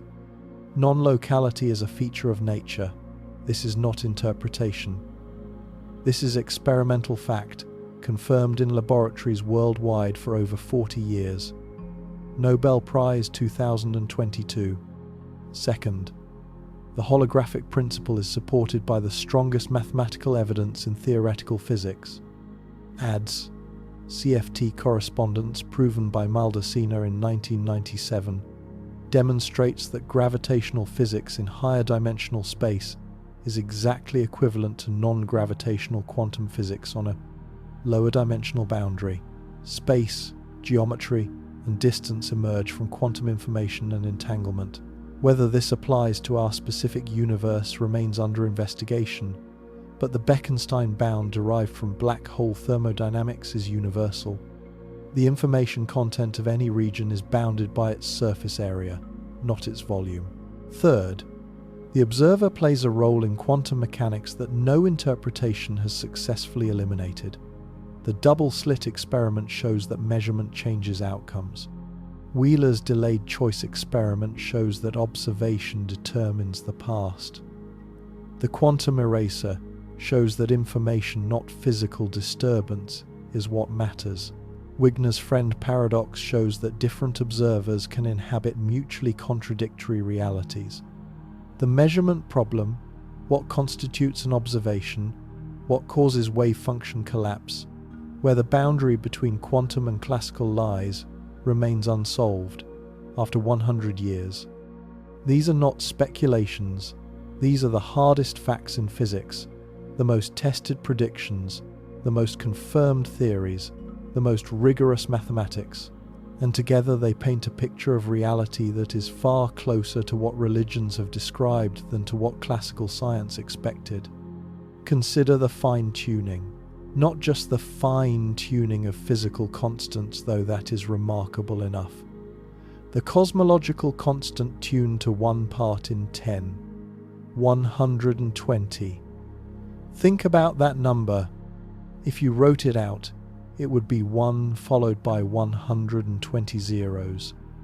The precision required is like throwing a dart from one end of the observable universe and hitting a target 1 millimeter wide on the other end.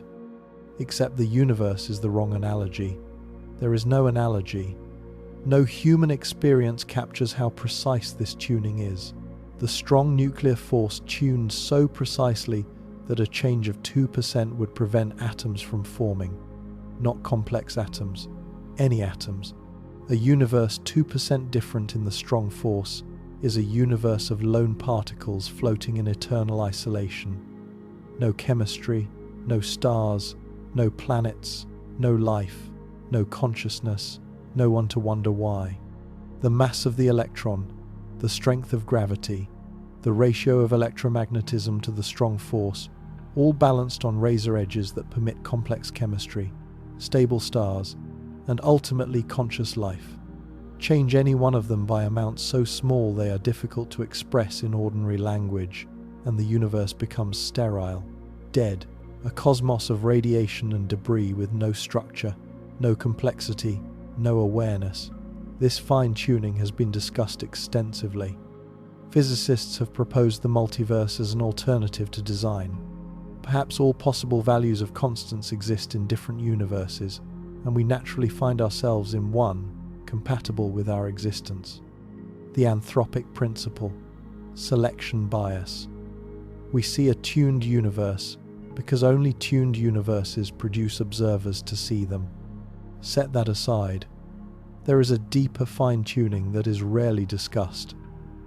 Not the fine-tuning of constants, the fine-tuning of structure. Why is reality non-local? Why does entanglement exist? Quantum mechanics could have been local. A universe where particles have definite properties at all times, where measurement reveals pre-existing facts, where nothing connects faster than light. Such a universe is mathematically consistent. Bell showed that it makes different predictions than quantum mechanics, and nature chose quantum mechanics.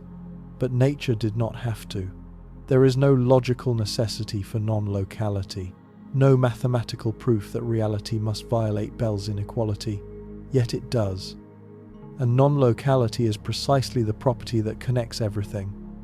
That makes the universe one system rather than many. That makes entanglement possible. That makes the holographic principle work. That makes space emergent. Without non-locality, space would be fundamental, separation would be real, and the universe would be a collection of isolated objects interacting through local forces. A lonely universe, a disconnected universe, a universe where you and the farthest star have nothing in common except occupying the same void. With non-locality, the universe is something else entirely.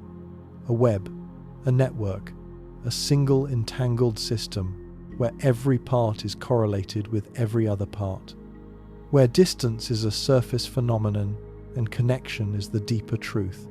Where you and the farthest star are linked by the same quantum correlations that link every pair of entangled photons in every laboratory in the world. Why did nature choose this? Why non-locality over locality? Why connection over isolation? Why one system over many? Why is the universe holographic? Why is information bounded by area rather than volume? Why does three-dimensional space emerge from two-dimensional data? Again, this is not logically necessary. A universe where information scales with volume, where depth is as fundamental as surface, is mathematically possible. But our universe chose holography, chose a structure where the inside is determined by the outside, where the projection is real but the source is deeper. Why does observation matter? Why does measurement change outcomes? Why does the universe care whether anyone is watching? A universe where particles have definite properties regardless of observation is mathematically consistent. Einstein wanted such a universe. Bell showed it cannot be ours. But there is no logical necessity for observer-dependent reality. The universe chose to make consciousness relevant, chose to make measurement transformative, chose to place the observer at the center. Each of these choices, non-locality, holography, observer dependence, is independently remarkable.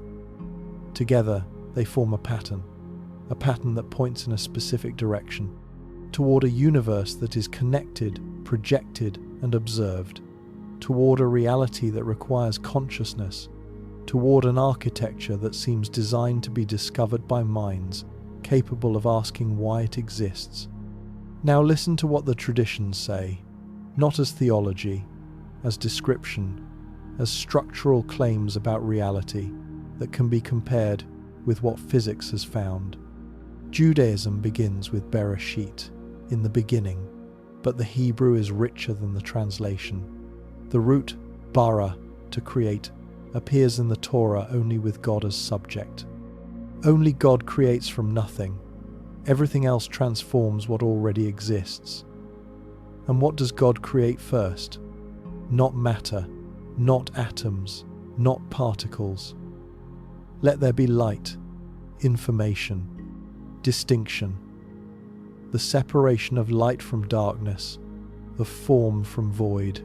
Creation begins with information, with distinction, with the establishment of binary difference, exactly what Wheeler meant by it from bit. The Kabbalistic tree of life describes 10 Sephirot emanations through which the infinite Ein Sof manifests as the finite world. The highest Sephirah is Keter, crown pure divine will beyond comprehension. The lowest is Malkut kingdom, the physical world we inhabit. Between them, divine energy descends through layers of increasing definition and decreasing abstraction. The physical world is the final projection, the densest manifestation of something that begins as pure information, pure will, pure potential. This is holography. Not in the mathematical sense of ADS, CFT, in the structural sense.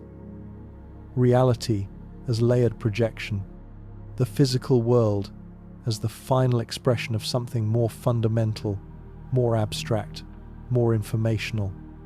The inside determined by the outside, the manifest determined by the hidden. Christianity teaches that in the beginning was the Word, logos, not matter, not energy, not force, the Word, information, structure, meaning. Before the physical universe existed, the logos existed. The universe is an expression of the logos, a translation from pure information into physical form. Creation is not the assembly of matter. Creation is the projection of meaning into material existence. Islam teaches that God said, "Kun fayakun, be," and it is. The universe responds to a command, to information, to an instruction. The world is not self-generated. It is spoken into existence. The act of divine speech, the transmission of information, is what makes the physical world real. Without the command, nothing exists. Without the word, there is no world. God does not build the universe from pre-existing materials. God speaks it, informs it, projects it from divine will into physical manifestation. Hinduism's Vedanta teaches that Brahman, the ultimate reality, is Sat Chitananda, being, consciousness, bliss, not being alone, being and consciousness. Reality and awareness are not separate properties that happen to coexist. They are inseparable aspects of the fundamental level. The universe is not unconscious matter that accidentally produced consciousness. The universe is conscious at its foundation. Consciousness is not emergent. Consciousness is primary. The physical world emerges from consciousness, not the other way around. Buddhism teaches dependent origination, pratityasamutpada. Nothing exists independently.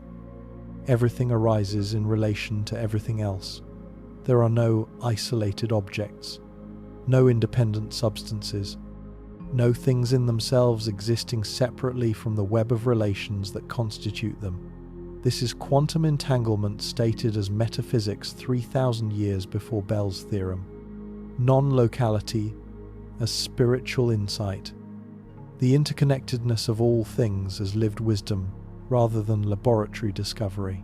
Every tradition, every one, describes a reality that is connected, not separated, not isolated, not made of independent objects in empty space, projected, not fundamental at the material level. The physical world is an expression, a manifestation, a projection of something deeper, something informational, something non-material, observed. Consciousness is not accidental, not peripheral, not a biological afterthought. Consciousness is central, essential, possibly primary. The observer matters. The act of awareness participates in the structure of reality. Physics, working independently from completely different starting points using completely different methods, has arrived at the same three conclusions. Reality is connected, entanglement, non-locality. Reality is projected holographic principle, emergent space. Reality is observed, measurement problem, observer dependence, participatory universe.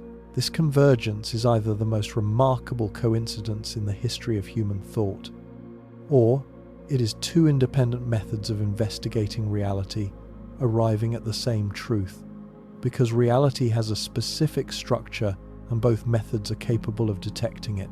Now the honest part. The part that matters most if intellectual integrity means anything. We do not know if this convergence is meaningful. We do not know if the universe is designed. We do not know if consciousness is fundamental. We do not know if God exists. We do not know if the structural parallels between quantum mechanics and religious descriptions of reality reflect genuine insight or pattern seeking, by brains evolved to find agency in randomness. Here is what we know for certain, and here is what we do not. We know entanglement is real. We do not know why reality is non-local. We know the holographic principle is mathematically supported. We do not know if our specific universe is a hologram. We know observation changes quantum systems. We do not know if consciousness is required for measurement or if any physical interaction suffices. We know ancient traditions described reality as connected, projected, and observed. We do not know if they were perceiving genuine features of reality or constructing appealing stories that happen to resemble physics. We know the fine-tuning of physical constants is remarkable. We do not know if it reflects design, multiverse selection, or some deeper necessity we have not yet discovered. The honest assessment is this: quantum mechanics has revealed a universe far stranger than classical physics predicted. A universe whose architecture is structurally similar to what religious traditions have described for millennia. A universe where consciousness appears to play a role that no physical theory has successfully explained or eliminated. A universe that is, at minimum, compatible with the existence of something beyond matter. But compatible is not proof. Structural similarity is not identity. Convergence is not confirmation. And intellectual honesty requires acknowledging the limits of what we can conclude. The history of science is filled with false convergences, with moments where physics seemed to confirm spiritual intuitions, only for further investigation to reveal mundane explanations. The vitalists believed life required a special force beyond chemistry, until biochemistry explained metabolism and reproduction through ordinary molecular interactions. The gap of the day was filled, and God retreated further from the equations. Perhaps the measurement problem will be solved. Perhaps consciousness will be explained by classical neuroscience. Perhaps the holographic principle will be refined in ways that eliminate its metaphysical resonance. Perhaps everything we have discussed in this series will one day seem as quaint as vitalism seems to us now. This is possible. It must be acknowledged. Science is not finished. Quantum mechanics is not the final theory. Our understanding of gravity, consciousness, and the foundations of physics will continue to evolve. What seems mysterious today may be obvious tomorrow, but there is an asymmetry in the argument that is worth noting. Classical physics, Newton's mechanics, Maxwell's electromagnetism, even Einstein's relativity moved reality away from religious description, made the universe more mechanical, more impersonal, more indifferent to consciousness, more hostile to the idea of design or purpose. Quantum mechanics moved in the opposite direction, made reality more connected, more observer-dependent, more informational, more compatible with the idea that consciousness matters, more structurally similar to what traditions have claimed for centuries. This does not mean quantum mechanics is moving toward God, but it means quantum mechanics is not moving away from God. And after 3 centuries of physics moving steadily away from any concept of design or purpose or consciousness in the structure of reality, the reversal is significant, not conclusive. Significant. The materialist can look at everything we have discussed, entanglement, holography, observer dependence, and say, this is physics, strange physics, counterintuitive physics, but physics. No God required. The equations work without invoking a designer. The mathematics is complete without adding consciousness as a fundamental property. The universe is weird, but weirdness is not evidence of divinity, and they would be right. Nothing in quantum mechanics proves God exists. Nothing in the holographic principle requires a designer. Nothing in the measurement problem demands that consciousness be fundamental. Every result we have discussed has a purely physical interpretation that invokes no deity, no purpose, no design. The theist can look at the same evidence and say, this is exactly what creation would look like. A universe built from information, not matter. A universe where everything is connected because everything emanates from one source. A universe where space is illusion and unity is reality because the creator is one. A universe where consciousness matters because the creator is conscious, where observation is creative because God's observation is what sustains existence. And they would also be right. The structure of quantum reality is remarkably consistent with theistic descriptions of creation. The convergence is striking. The parallels are precise. If you wanted to design a universe that looked like what religions describe, quantum mechanics is very close to what you would get. So where does this leave you? Not with an answer, with something more valuable, with the right question. The question is not whether God exists. The question is not whether the universe is designed. These are questions too large for any single series, any single mind, any single lifetime to resolve. The question is this: what kind of universe do you live in? You live in a universe where two particles separated by the width of the galaxy respond to each other instantly, where the three-dimensional space you inhabit might be a holographic projection of two-dimensional information, where your act of observation participates in creating the reality you observe, where the past is not fixed until the present determines it, where the most fundamental level of reality is not material but informational, where consciousness, your consciousness, right now, reading these words, plays a role that the deepest theory in physics cannot explain. You did not choose this universe. You did not choose to be born into a cosmos where entanglement is real and space is emergent and consciousness matters. You did not ask for a reality whose architecture reads like theology. You did not request a universe where the most rigorous science leads to the most ancient questions. But this is where you are. This is what physics has found. This is the universe that made you, and that you, by observing, participate in making. And the remarkable thing, the thing that should stop you in your tracks if you let it, is that you can understand it. You are a collection of atoms forged in stellar explosions, assembled by chemistry and biology on a small planet orbiting one star among 200 billion in one galaxy among 2 trillion. And those atoms, in their particular arrangement inside your skull, can comprehend quantum entanglement, can grasp the holographic principle, can follow the mathematics of Bell's theorem, can ask whether the universe is designed. The universe produced a thing capable of understanding the universe. Matter organized itself into a pattern that can contemplate matter. The cosmos evolved an organ, the human brain, that can decode the cosmos. And the decoded message says, you are not separate from what you are decoding. You are part of it. You are it, looking at itself. And what you see, when you look carefully enough, is that the separation was never real. This is the universe. Not the one you expected. Not the one classical science promised. Not the comfortable clockwork cosmos where matter is fundamental, space is absolute, consciousness is accidental, and God is unnecessary. That universe is gone. Destroyed by Bell's theorem, by the holographic principle, by the double-slit experiment, by a century of quantum mechanics revealing that reality is stranger, more connected, more dependent on consciousness, and more mysterious than any materialist framework can accommodate. What replaced it is a universe of connections and projections and observations. A universe where the deepest level is not what you can touch but what you can know. Where the physical world is real but not fundamental. Where consciousness is unexplained but central.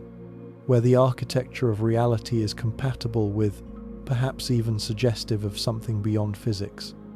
You do not have to call it God. You do not have to call it anything. The universe does not demand your belief. It demands your attention. It demands your honesty. It demands that you take seriously what it has revealed through the most rigorous methods humanity has ever devised.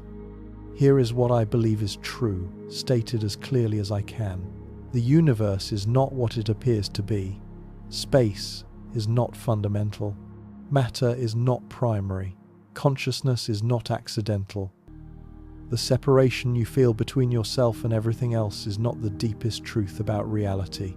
Something connects you to everything, not metaphorically, quantum mechanically. The entanglement that links particles across the cosmos runs through the atoms of your body, connecting you to a web of correlations stretching back to the moment all matter was one thing. Something projects the world you see. The three-dimensional reality you inhabit may be a holographic expression of information encoded on a surface you cannot perceive. The depth you experience, the solidity of objects, the distance between things may be emergent, real in your experience, not real at the fundamental level. Something requires your consciousness. The universe does not become definite without observation. The wave function does not collapse without measurement. Reality does not crystallize from possibility into actuality without someone to look.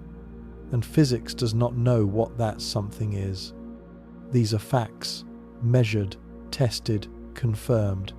They do not tell you whether God exists, but they tell you that the universe you live in is far more mysterious, far more connected, far more dependent on consciousness, and far more open to the possibility of something beyond matter than any previous generation of scientists imagined.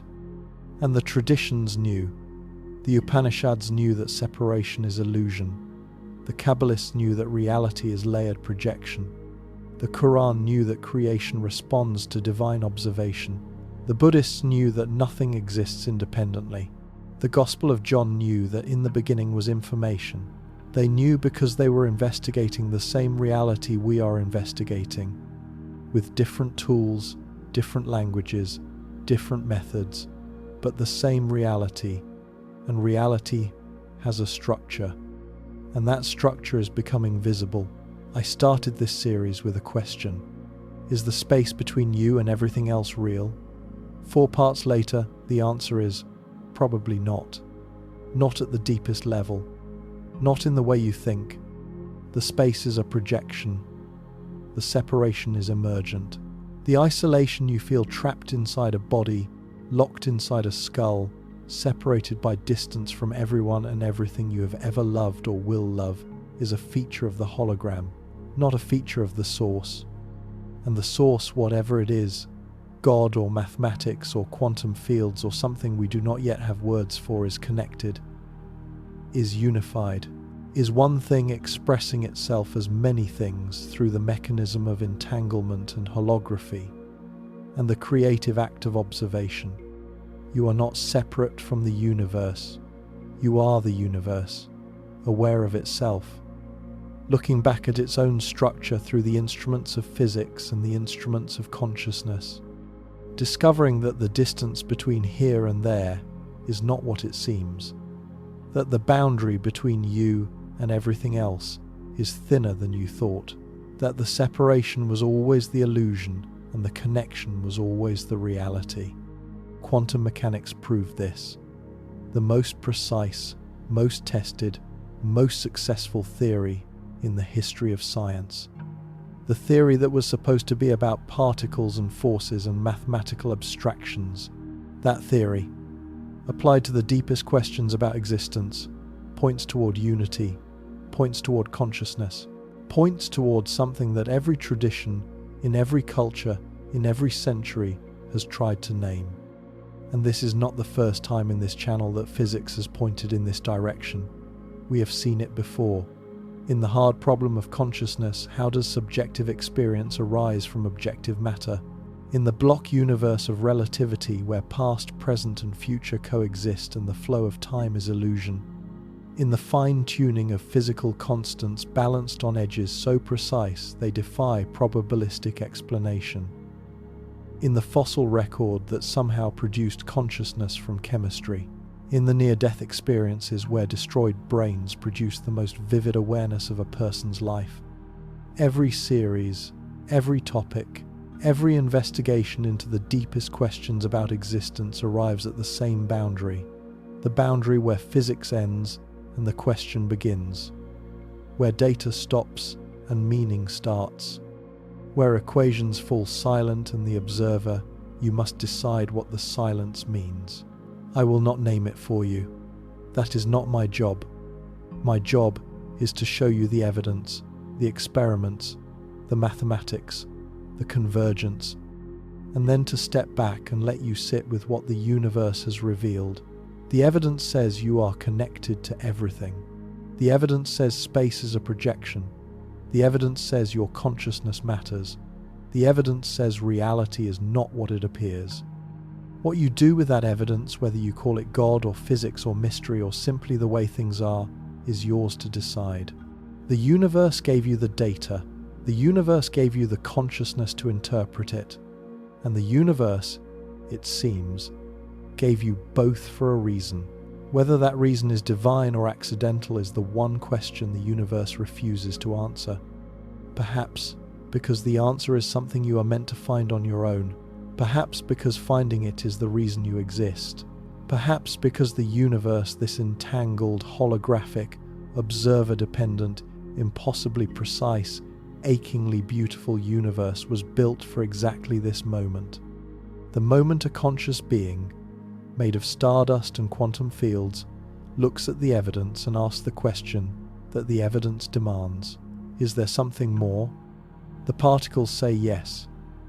The equations say maybe. The traditions say certainly. The materialists say no. And the universe, vast, silent, connected, projected, waiting to be observed, says nothing. It just waits for you to look, and changes when you do.